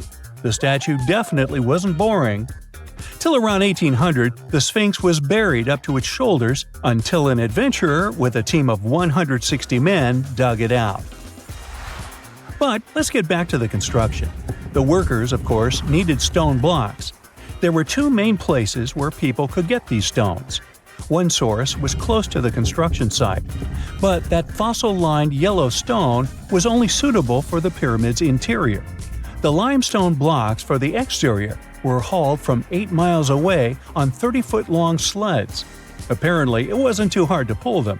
The sand mixed with the right amount of water was pretty slick, and 10 people could move a sled even with a rock weighing so much. Surprisingly, cutting off a block of limestone wasn't the biggest problem. When in the ground, it was soft and could be split relatively easy. But after getting exposed to the air, limestone hardens. So the most difficult part was to shape the blocks. That step was crucial because the smallest inaccuracies could lead to the whole pyramid collapsing. So, okay, those limestones were mined, carried on a sled, shaped, and then what? How could they be put into place? Well, this is still a mystery. Archaeologists have discovered the remains of a ramp system that dates back around the time the pyramids were being built. So historians have come to the consensus that, most likely, the Egyptians designed a unique ramp system to move and pull huge stone blocks. The most common opinion is that there were several ramps around the pyramid. There probably was a central ramp with 2 staircases on each side of it built over the pyramid stones. The ramp was growing as the pyramid was getting higher. People might have been walking up the stairs, pulling up stones on wooden sleds. But this is just one of the options. Other experts say that the ramps were around the pyramid, and some say that the ramps were inside the pyramid. Maybe we will never know for sure, and it'll forever remain a mystery. The exterior limestone of the pyramid was polished with sand and stone until it gleamed. On top, there was a gold and silver capstone, which glimmered over Egypt like a second sun. So, that's how it was 5,000 years ago. Now, about the interior. Surprisingly, there's not much inside the pyramid. Most of it is just solid stone with very little open space. But let's take a quick look inside. From the entrance, there are 2 stairways, one going down and the other going up. They take us to the chambers. There are 3 of them inside. Now, why is that? Apparently, throughout the whole construction, a burial chamber had to be prepared at all times, just in case a pharaoh kicked the bucket before the construction ended. So, separate chambers were built one after another as the construction progressed. The last of them was the main one. It's called the King's Chamber. It's the one where Khufu was resting. It's the biggest room at the very heart of the pyramid, and there's a big passageway leading to it. It was likely used as a kind of elevator to move granite up to build the interior. Granite was also used to make 5 stories of support beams to ensure that the pyramid didn't collapse. And we can see that it worked since it's been standing for centuries. Unfortunately, none of these chambers have hieroglyphs on the walls. If you want to see the writings, you should go to the decorated tombs near the pyramids. Those pieces of art are depiction of ancient Egypt's culture and daily life. The texts allow researchers to study their language and grammar. The treasures that once were in the pyramids have been taken by people. There are also many secret tunnels and passages inside the pyramids, but even today, no one knows the whole plan of the interior. Scientists have been sending little robots with cameras inside for many years, but there's still a lot we don't know about the pyramids. Now they're trying to use an X-ray to scan the pyramids from the outside without going inside. So yeah, ancient Egyptians did create a mystery no one has been able to crack for 5,000 years already. Unlike many other ancient Egyptian burial grounds, King Tutankhamun's tomb stayed hidden and free of unwanted thieves for 3,000 years. One reason was that the tomb was smaller than average and tucked away in a place called the Valley of the Kings. This area was already being extensively explored by the time they stumbled upon Tut's spot. The entrance was all covered in debris from building a nearby tomb, which must have also helped keep it a secret. There were also zero writings or signs on the outside of the tomb. Time passing also played a part in keeping it in amazing shape until the 1920s, when a man named Howard Carter finally made it in. But was Carter that big of a hero? Some recent findings say he might have been sneakier than initially thought. People used to think Carter wasn't just a glorified treasure hunter, he was a true archaeologist. Before Tut, he had been on a relentless quest for Egyptian artifacts. He discovered his interest in these unusual objects when he was a child, and soon started drawing the sculptures and inscriptions that were found in ancient tombs. After stumbling upon the remains of King Tut, Carter spent a decade recording and processing all sorts of objects, like golden thrones, chariots, and statues from Tut's tomb, shipping them down the Nile to Egypt's museum in Cairo. Well, at least that was the official story. More recent discoveries claim that not all of the objects made it to Egyptian officials. A secret letter seems to uncover Carter's little 10 for them, 1 for me policy. The letter in question was sent to Sir Alan Gardiner, a philologist and friend of Carter's, dated from 1922. In these writings, Carter mentioned having found the tomb and was asking his buddy for some advice. In another letter from 1934, Gardiner seems to be thanking Carter for an amulet, which was sent to him as a thank you gift. Carter was adamant that it didn't come from Tut's tomb, but evidently it did. Even the British director of the Egyptian Museum was onto Carter's sneaky endeavors, but couldn't prove it. He compared Gardiner's amulet to others from Tut's tomb, and lo and behold, they were a perfect match. Gardiner was so disappointed to have been put in such a sticky situation that he vented to Carter in another letter. Deciding to be a good friend, Gardiner didn't throw the famous archaeologist under the bus. Instead, he advised Carter to take those stolen goods back to Cairo, just like he'd advise you to like this video and subscribe to the Brightside channel for more amazing videos on the most unique topics in history. It's not the only shady piece of information on Carter's post-discovery behavior. In 1947, a man named Alfred Lucas, who used to work with a controversial archaeologist, gave some information in an obscure journal in Cairo. He claimed that Carter sneakily cracked open the burial chamber door himself. Then he sealed it back up like nothing had happened before the official uncovering. Now, why would he do that? Well, the same theory suggests that Carter and his crew might have entered the tomb early so they could get their hands on some ancient goodies. Obviously, these people couldn't risk having such objects sold while they were still alive, but made sure they were auctioned off after they passed. Carter, though, never confessed to anything.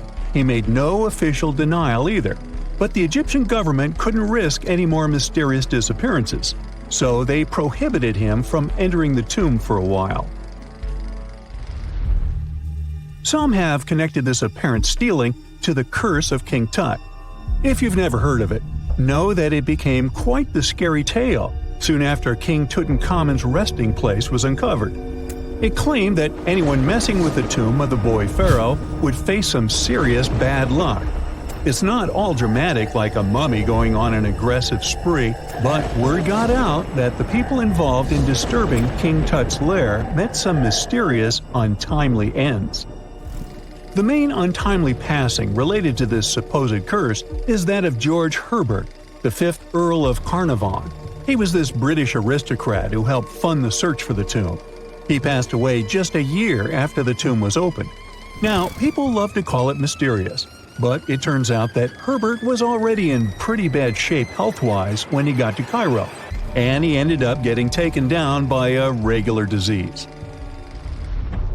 Now, let's talk numbers. There were a lot of people linked to this tomb opening: security guards, archaeologists, and supporting staff. And sure, a few of them did pass not long after the tomb started receiving visitors. As much as we'd like this curse to be true for the sake of, good storytelling, statistically, if you have a bunch of people connected to opening a tomb, you'd expect some passings just by random chance. The average lifespan for those supposedly targeted by the ancient curse was more than 20 years after the spell was supposed to kick in. Herbert's daughter even lived until the 1980s, that's half a century later. And Howard Carter himself lived until 1935, a solid 16 years after the big reveal. Some have suggested that the whole curse was nothing more than a careful PR strategy. You see, when Tut's tomb was found, Howard Carter wanted to make a priority out of keeping nosy reporters away. So he might have come up with a curse hanging over anyone entering the boy king's resting place. But what was stolen from King Tut's tomb anyway? Well, some jewelry to begin with. It might have been snatched by Howard Carter himself, according to a French specialist. He did some intensive research by looking at old pictures taken from inside the tomb back in the 1920s. He compared those images to various objects from museums and auction houses. He soon started to piece together the whereabouts of some of Tut's jewelry. First up, there's this collar that used to be on Tut's chest. It was all broken into pieces, and some parts went via Carter to the Nelson Atkins Museum in Missouri. Meanwhile, other bits ended up on a necklace owned by some unnamed people who tried to sell it in 2015 but failed. Even the Nelson Atkins Museum agrees, as they've confirmed the information on their website. Then there's a headdress piece. Some beads from it that once belonged to Tut apparently got stolen by Carter too. They were also strung into a necklace and are now being held at the St. Louis Art Museum. Another fancy collar made out of glazed ceramic magic spent some time at the Met, far away in New York. Thankfully, it was sent back to Egypt a bit over a decade ago. This seems to have been, as you'd expect by now, also stolen by Carter.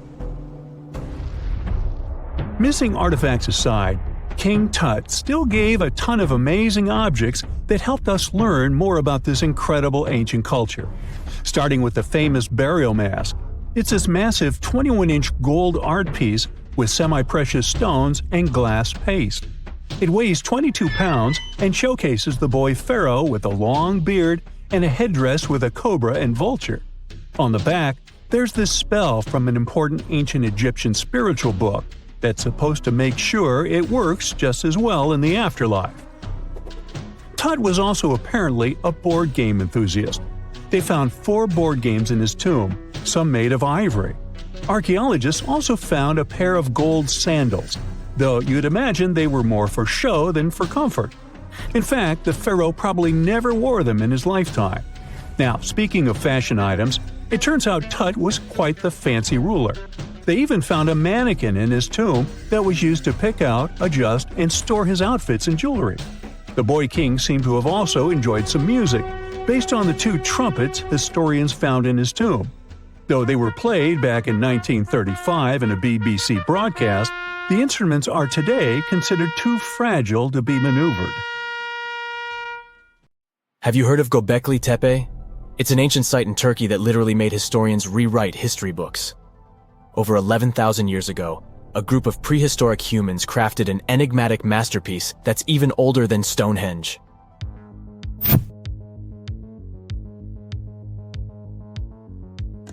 Before its discovery, archaeologists believed that people didn't know about iron and weren't good at making pottery. They were sure that settled life only emerged with the need for agriculture. But Gobekli Tepe changed this belief.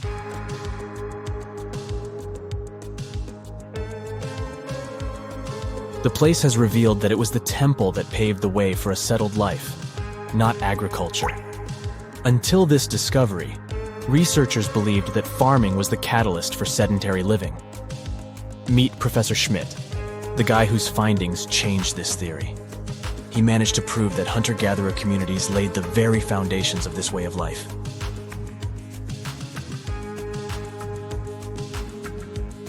Back in the 1960s, other archaeologists visited the area, but they totally missed the mark. While surveying the region, they stumbled upon a hill with scattered limestone slabs and concluded it was just an old burial ground from medieval times. Little did they know that there was so much more to uncover.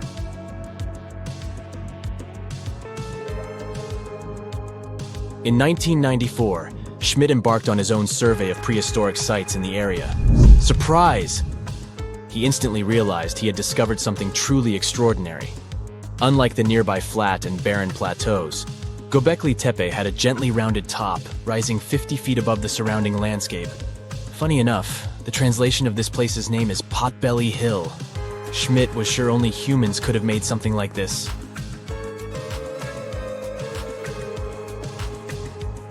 Those broken limestone pieces that were mistaken for gravestones turned out to be way more exciting. It was like stumbling upon a hidden treasure. The pieces took on a whole new meaning, and Schmidt with his team was about to dive into the secrets waiting beneath the surface. To their surprise, they found no traces of a settlement. No hearths for cooking, no houses, and none of those adorable clay figurines commonly found in nearby sites of similar age. However, they uncovered that those ancient people used tools like stone hammers. So, Schmidt and his team put their heads together and took a wild guess at the age of Gobekli Tepe's stone structures. Their estimation got backed up by some limited carbon dating done right at the site. The ancient vibes of this place were finally starting to make sense. It was like a puzzle slowly coming together.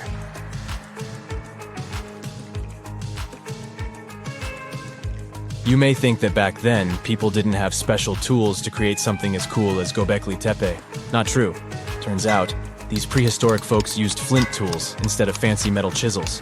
They were also skilled at chipping away softer limestone and crafting pillars right on the spot.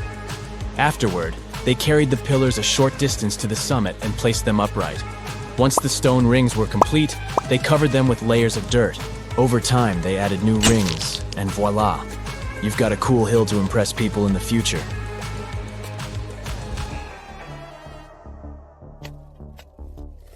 During their first year of excavation, the team went through 15,000 pieces of animal bones from wild creatures. These people didn't have pet animals or grow their own food. They hunted wild animals for their meals. But things were about to change, because the place had everything they needed to start farming. Scientists say they had wild sheep and wild grains that could be domesticated. And guess what? Just 20 miles away, geneticists found evidence of the world's oldest domesticated strains of wheat at a prehistoric village.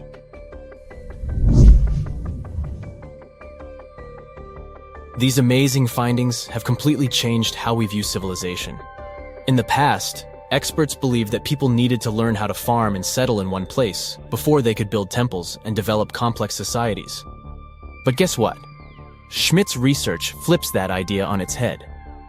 He claims that the incredible effort put into constructing these astonishing structures actually set the stage for the development of advanced societies. It means that societal and cultural changes happened before agriculture. Schmidt has this fascinating hypothesis about Gobekli Tepe. He thinks it could have been a special burial site where people left their loved ones. And here's the twist. The burial site was adorned with fancy statues and symbols representing deities from the spiritual realm. The idea that Gobekli Tepe could have served as a sacred place adds another layer of complexity to the whole story. While the site's true purpose may remain elusive, Schmidt's insights invite us to consider the profound interplay between life and the afterlife, and the deep reverence ancient hunter-gatherer societies may have had for their departed ancestors. Now let's talk about the stars of the show, the mesmerizing T-shaped columns that dominate Gobekli Tepe. These mysterious structures range from 10 to 20 feet tall and most likely represent stylized human figures. But one figure stands out from the rest, the three-dimensional lion relief. This depiction really fires up our imagination. Why? Because it hints at the possibility that lions roamed Anatolia during the Neolithic period.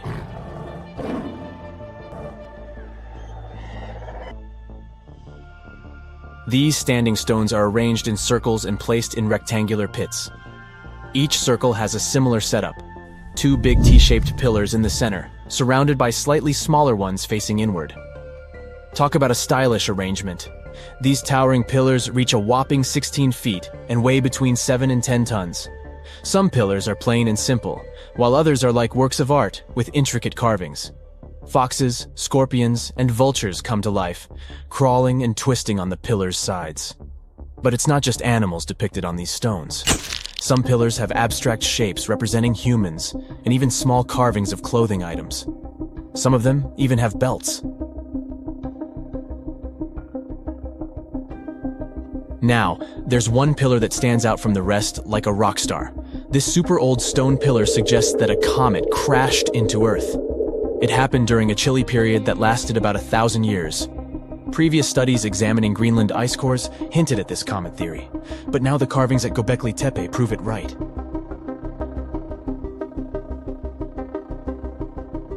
The carvings on the pillars are like a historical comic strip.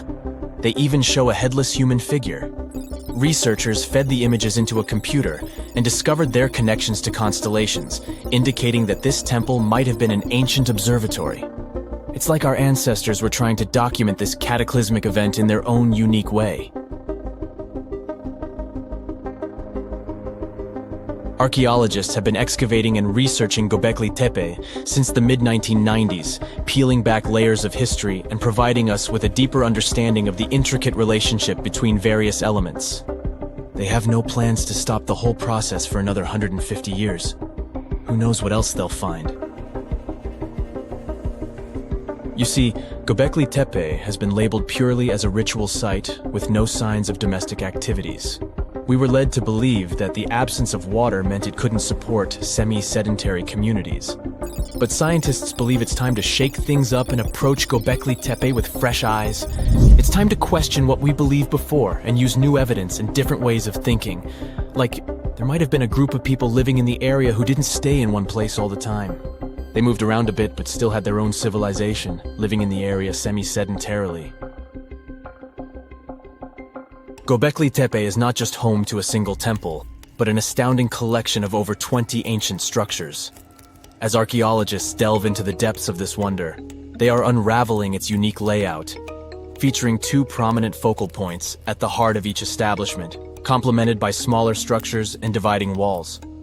What's even crazier is that in this area, there are over 200 obelisks, which are narrow tapering monuments. For more than 3,000 years, the gold mask of Pharaoh Tutankhamun stayed hidden in the Valley of the Kings.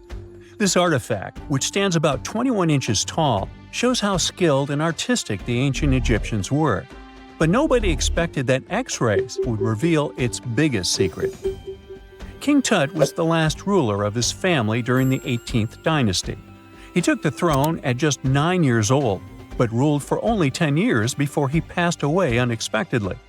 If we're being honest, back in ancient Egypt, he was mostly forgotten by the rulers who came after him. His tomb wasn't a big deal for them, so much so that even the grave robbers forgot about him. It might sound a bit sad, but the truth is that it was actually great news for us. Since his tomb was practically forgotten, it ended up being perfectly preserved. While the other tombs in the Valley of the Kings were looted, his remained sealed and untouched. So, when it was discovered back in 1922, it had over 5,000 precious objects inside. That made Tutankhamun basically an instant celebrity and one of the best-known pharaohs nowadays.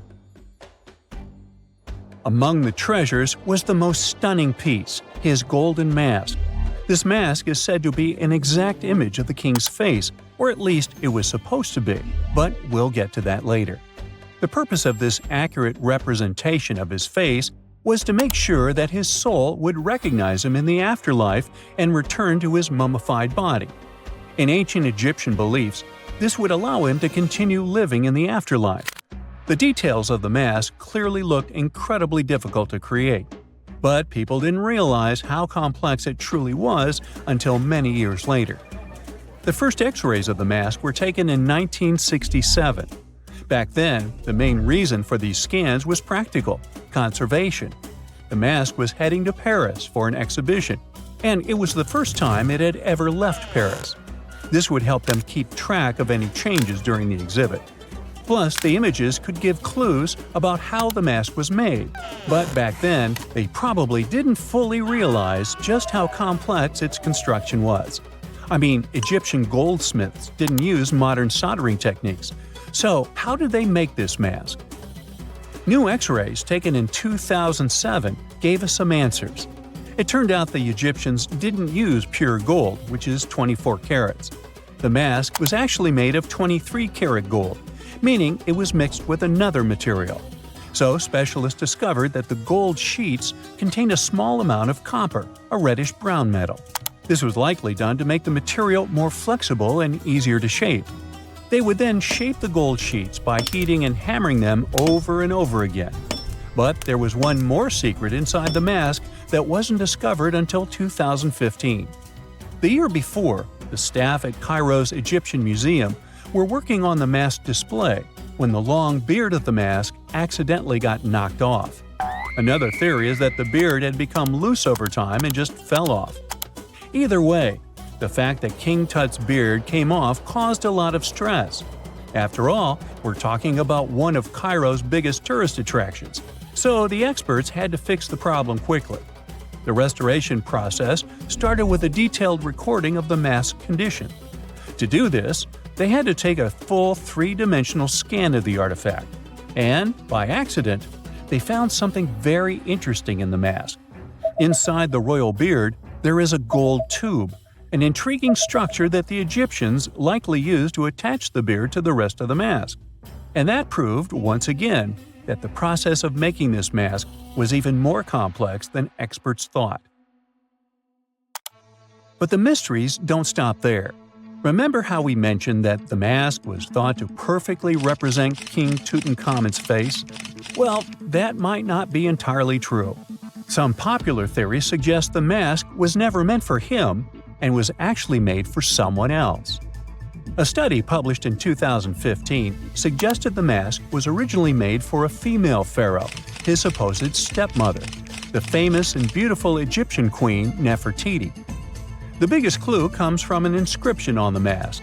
At first glance, it seemed to belong to Tutankhamun, but after a close examination, researchers noted that something else was actually written underneath King Tut's name. The royal name stamp seems to have been altered, and originally it had something written on it that translates to Queen Nefertiti. There is another feature of King Tut's golden mask that was overlooked for years, which adds even more mystery. As we mentioned earlier, experts believe he wasn't respected much by the pharaohs who came after him. And one of the clues that made archaeologists think this is the pierced ears on the mask. Some researchers believe that King Tutankhamun wouldn't have worn earrings after he was a kid. So, according to their theory, by the time he passed away at 18, he shouldn't have been represented with pierced ears. This could also support the idea that the mask originally belonged to Nefertiti, or maybe to someone who wasn't even connected to King Tut. But the mask isn't the only source of mystery. In fact, his whole tomb is full of puzzles. Recently, historians found a sign that the place where King Tut was supposed to be buried was changed at the last minute.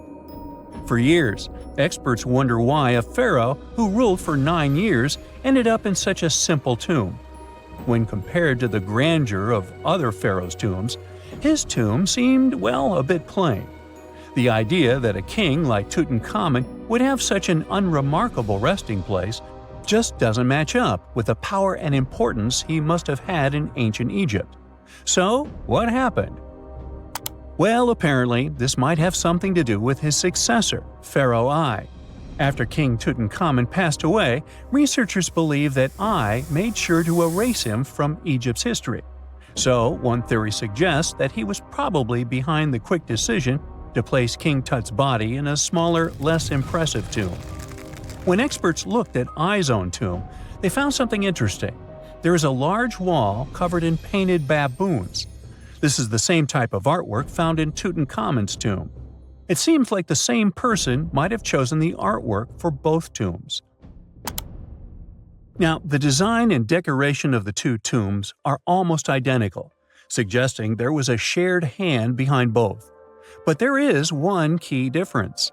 Ai's tomb is fit for a king. It's much bigger and more impressive, even though the style and artwork are similar to what you see in Tutankhamun's tomb. So the theory suggests that Ai decided what went into both tombs. Since Tut passed away unexpectedly at a young age, his grand tomb wasn't finished in time. Normally, pharaohs start building their tombs while they're still alive to make sure everything is perfect. But Tut passed away when he was just 18, so there wasn't enough time. Ai may have taken advantage of the situation, ordering a smaller tomb for Tut and keeping a larger one for himself. Experts believe this theory explains why Tutankhamun's tomb is so simple and how Ai managed to wipe his memory from history so easily. But in the end, the story of King Tut's mask and tomb is full of mystery and intrigue. Each new discovery sheds more light on what really happened all those years ago. But one thing is for sure, the secrets of ancient Egypt still have much to reveal, and King Tutankhamun will continue to fascinate people for years to come.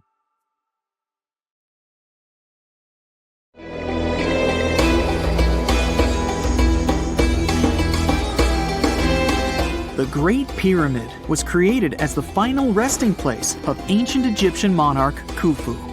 According to legend, French leader Napoleon entered the Great Pyramid and came back out looking shaken and super pale.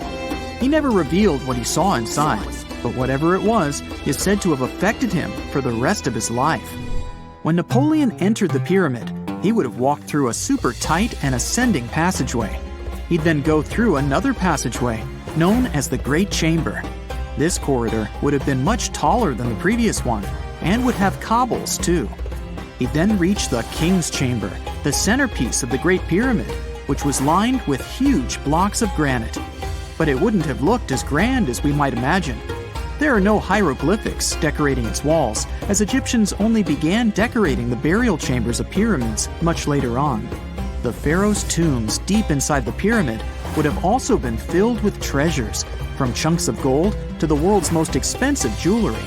But this would have all been looted a long time ago. The only thing that probably would have been left in there would have been a huge sarcophagus, which would have once contained the king's mummy. He'd also have to walk past the queen's chamber. This room most likely didn't hold any queens though, as pyramids were usually only built for one person. There are mysterious tunnels leading from here. To this day, no one is really sure what they're there for. And that's not the only mysterious and creepy thing Napoleon may have encountered, as stories of pharaohs leaving ancient curses on pyramids go way back. Many pyramids had warnings written on the outside, telling of horrifying things that would happen to those who entered and disturbed the peace. We might not know what exactly Napoleon found in the Great Pyramid that scared him so much, but we know for sure what was found in Tutankhamun's tomb. Tutankhamun was an ancient Egyptian pharaoh who was only 8 or 9 years old when he took to the throne. He became a cultural phenomenon when his tomb was discovered almost completely intact in 1922. His pyramid sits in the Valley of Kings in Thebes, modern Luxor, which is in Egypt. Unlike the Great Pyramid, Tutankhamun's tomb was covered in beautiful wall decorations. The walls told the story of how he would travel to the afterlife through the underworld. Egyptians believed all people would have to take this journey, so they would fill their tombs with objects and paintings to help them get there. There'd also be spells painted on the walls. They believed this would help people pass over to the next realm. The journey would be pretty long, and for that reason, the ancient Egyptians would also fill the pyramids with food. Tutankhamun's pyramid was filled with 8 fruit baskets. They even found something called gingerbread fruit in there. The rooms were jam-packed with furniture, statues, clothes, and staves, amongst a whole bunch of other things. You'd likely find a lot of clothes and expensive jewelry in the pyramids as well. The ancient Egyptians wanted their ancestors to travel in style to the afterlife. They put Tutankhamun in his final resting place with over 50 pieces of clothing, all of the highest quality. There were tunics, scarves, gloves, and headdresses, and a ton of jewelry. Bracelets, pendants, necklaces, rings, and scarabs for protection were all found inside. Each of them was made of gold or precious stones. There were also fans made of ostrich feathers to keep the old pharaoh cool in the hot Egyptian sun. But the temperature inside the pyramids never actually went above 68 degrees Fahrenheit. The ancient Egyptians developed a super cool air conditioning system that we don't fully understand even today. Tutankhamun's pyramid also contained 130 walking sticks made from ebony, ivory, silver, and gold to help him on his journey. There were 3 chariots hidden away in case he got tired of all the walking. They also put 11 boat paddles inside, but there was no sign of any boat. The pyramids would be littered with the pharaoh's favorite scents and perfumes. During the excavation of Tutankhamun's pyramid, it quickly became clear that it had been robbed during ancient times. There was damage to doors and traces of oils left in empty jars. It looks like someone raided the pyramid for gold and the scents, perfumes, and oils that had been left for King Tut. There was still a bit of perfume, which was made from coconut oil and frankincense, left in one bottle. It seems like Pharaoh Tutankhamun loved board games. There was an ivory traveling set of senet in his pyramid.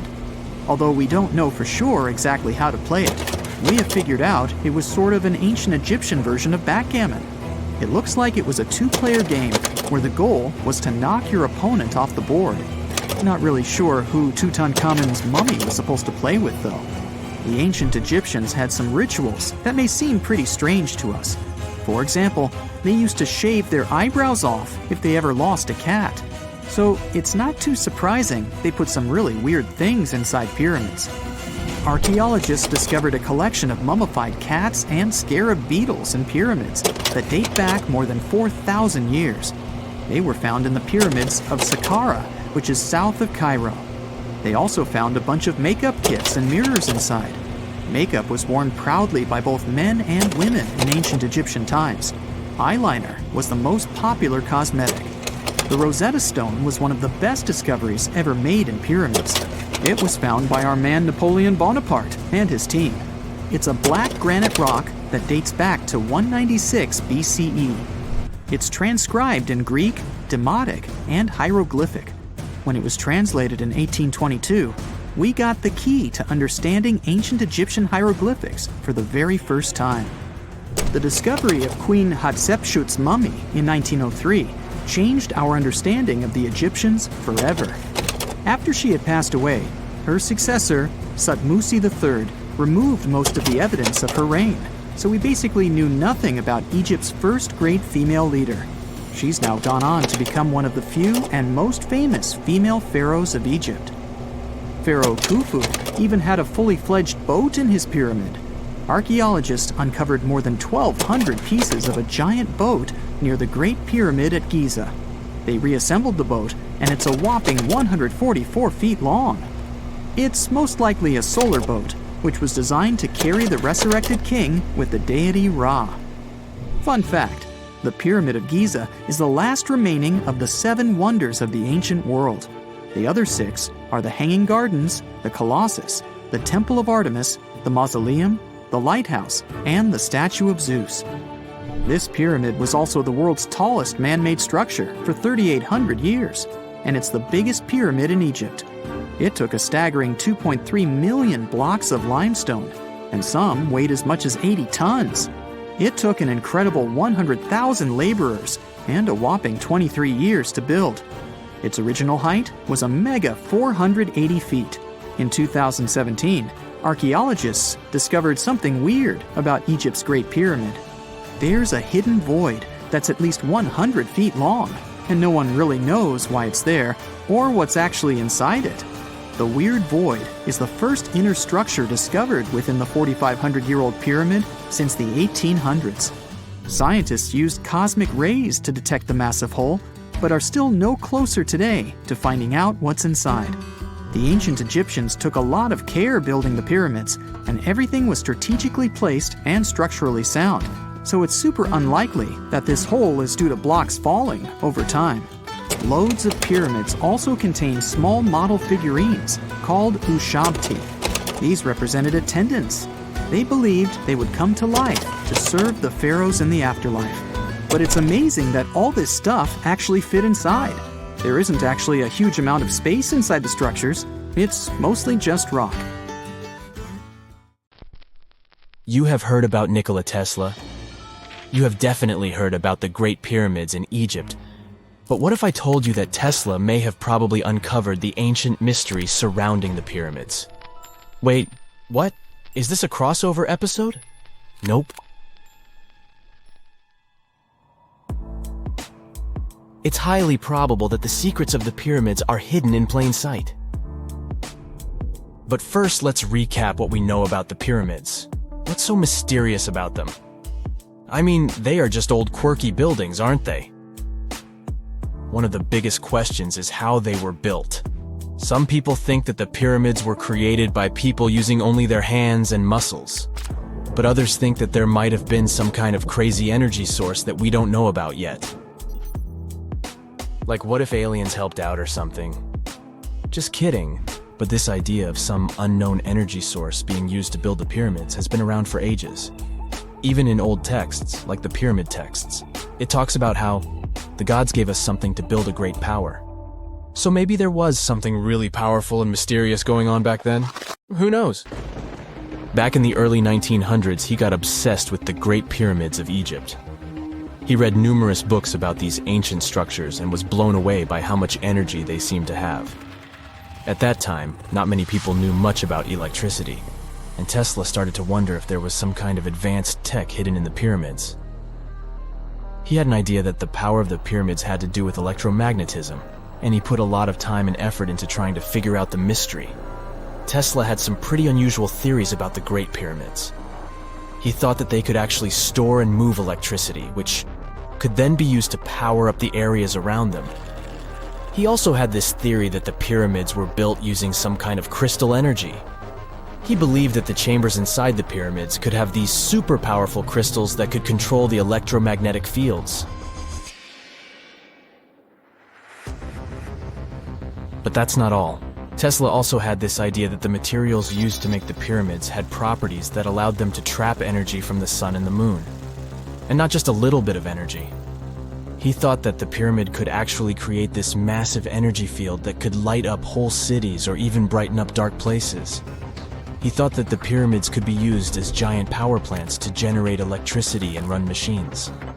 Tesla even believed that the pyramids were somehow linked to cosmic energy, which could be used for spiritual enlightenment and healing.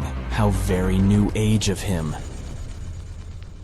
Anyway, Tesla wasn't just pulling these ideas out of thin air.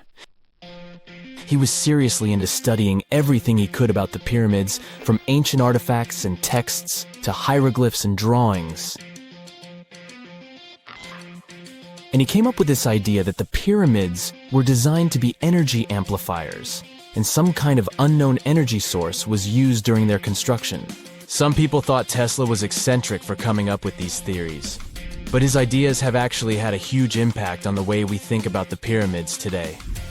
Researchers and scholars have been digging into his theories for years and using them to uncover some of the biggest mysteries surrounding these ancient structures.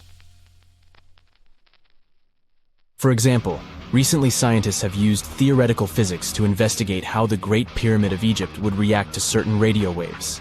They found out that if the radio waves were a certain length, the pyramid could concentrate the energy inside its rooms and focus it under its base. The scientists did lots of calculations to figure this out. They first thought about what radio wavelengths would work best. Then they made a model of how the pyramid would react to the waves. They figured out how much of the energy from the waves would get absorbed or spread out. Lastly, they checked how the energy would move around inside the pyramid when the waves hit it. To help explain all of this, the scientists used something called multipole analysis. This is when you take a complicated object and break it down into simpler parts. Then you can see how each part interacts with the energy that's coming in. It's like taking apart a puzzle to see how each piece fits together. The researchers are interested in how all of this can be used in the future. They want to make really tiny particles that can do the same thing as the pyramid, but with light. By changing the size, shape, and the material of these particles, they can control how the light moves around them. This can be really useful for things like making tiny sensors or super efficient solar cells. The scientists had to make some guesses when they were doing their research. They assumed that there weren't any hidden spaces inside the pyramid, and that the material used to build it was all the same. But even with these guesses, they still made some pretty impressive discoveries. But the pyramid study is not the only proof that Tesla was ahead of his time. There are more Tesla's projects that seemed unrealistic at the time, but that scientists and enthusiasts reevaluate and try to implement today. Let's talk about Tesla's most ambitious project, the Wardenclyffe Transmission Tower. Back in 1900, Tesla was already a big shot when it came to electrical engineering in America. People were blown away by his amazing inventions and the fact that he managed to outdo Thomas Edison in the battle of currents. However, Tesla wasn't content to rest on his laurels. He decided to embark on his most ambitious project yet, the transmission tower at Wardenclyffe. It was built between 1901 and 1905, and it was based on one of Tesla's breakthrough ideas. He had a vision to make the impossible possible by creating a global wireless communication system. It would use Earth itself as a conductor, transmitting music, news, stock market reports, secured military communications, and even facsimile images. Does it sound familiar? Right, it sounds just like the internet that we use today, only without the use of any wires. But Tesla had a much bigger dream in mind, to transmit power wirelessly. He already proved that high-frequency signals could be sent without any wires using his Tesla coil transformers, and this sparked his obsession with wireless energy transmission. His vision was to not only transform the way we communicate, but also to find a way to transfer power currents globally by tapping into the Earth's natural energy. Tesla believed that there was an abundance of free energy all around us that could be used for humanity's benefit. In 1899, he conducted some top-secret experiments and got convinced that it was possible to transmit electrical power through the Earth's upper atmosphere. This is actually how the Wardenclyffe Tower was created. It was supposed to be the prototype station for a network of towers all over the globe that would provide the whole world with wireless energy. Unfortunately, Tesla didn't have the resources or the patience of his investors to bring this project to fruition. It ran into all sorts of financial problems and roadblocks, and in 1917, the unfinished tower was finally torn down for scrap metal to pay off Tesla's mounting debts. Now it remains a sad reminder that even the greatest minds can sometimes fall short of their dreams. The original red brick laboratory, however, is still there, and it is the only Tesla lab that has survived. Fun fact, in 2017, a film crew made a crazy discovery. They used ground-penetrating radar to explore the area around Wardenclyffe, and they found a whole series of tunnels stretching for hundreds of feet underneath the site. Nobody knows exactly what these tunnels were used for, but people have been speculating for years that they were part of Tesla's grand plan. Wardenclyffe, of course, is a major landmark for Tesla enthusiasts from all over the world. Who knows? Maybe someone will finally crack the mystery of the tunnels one day. But even if they don't, the legacy of Tesla and his amazing ideas lives on.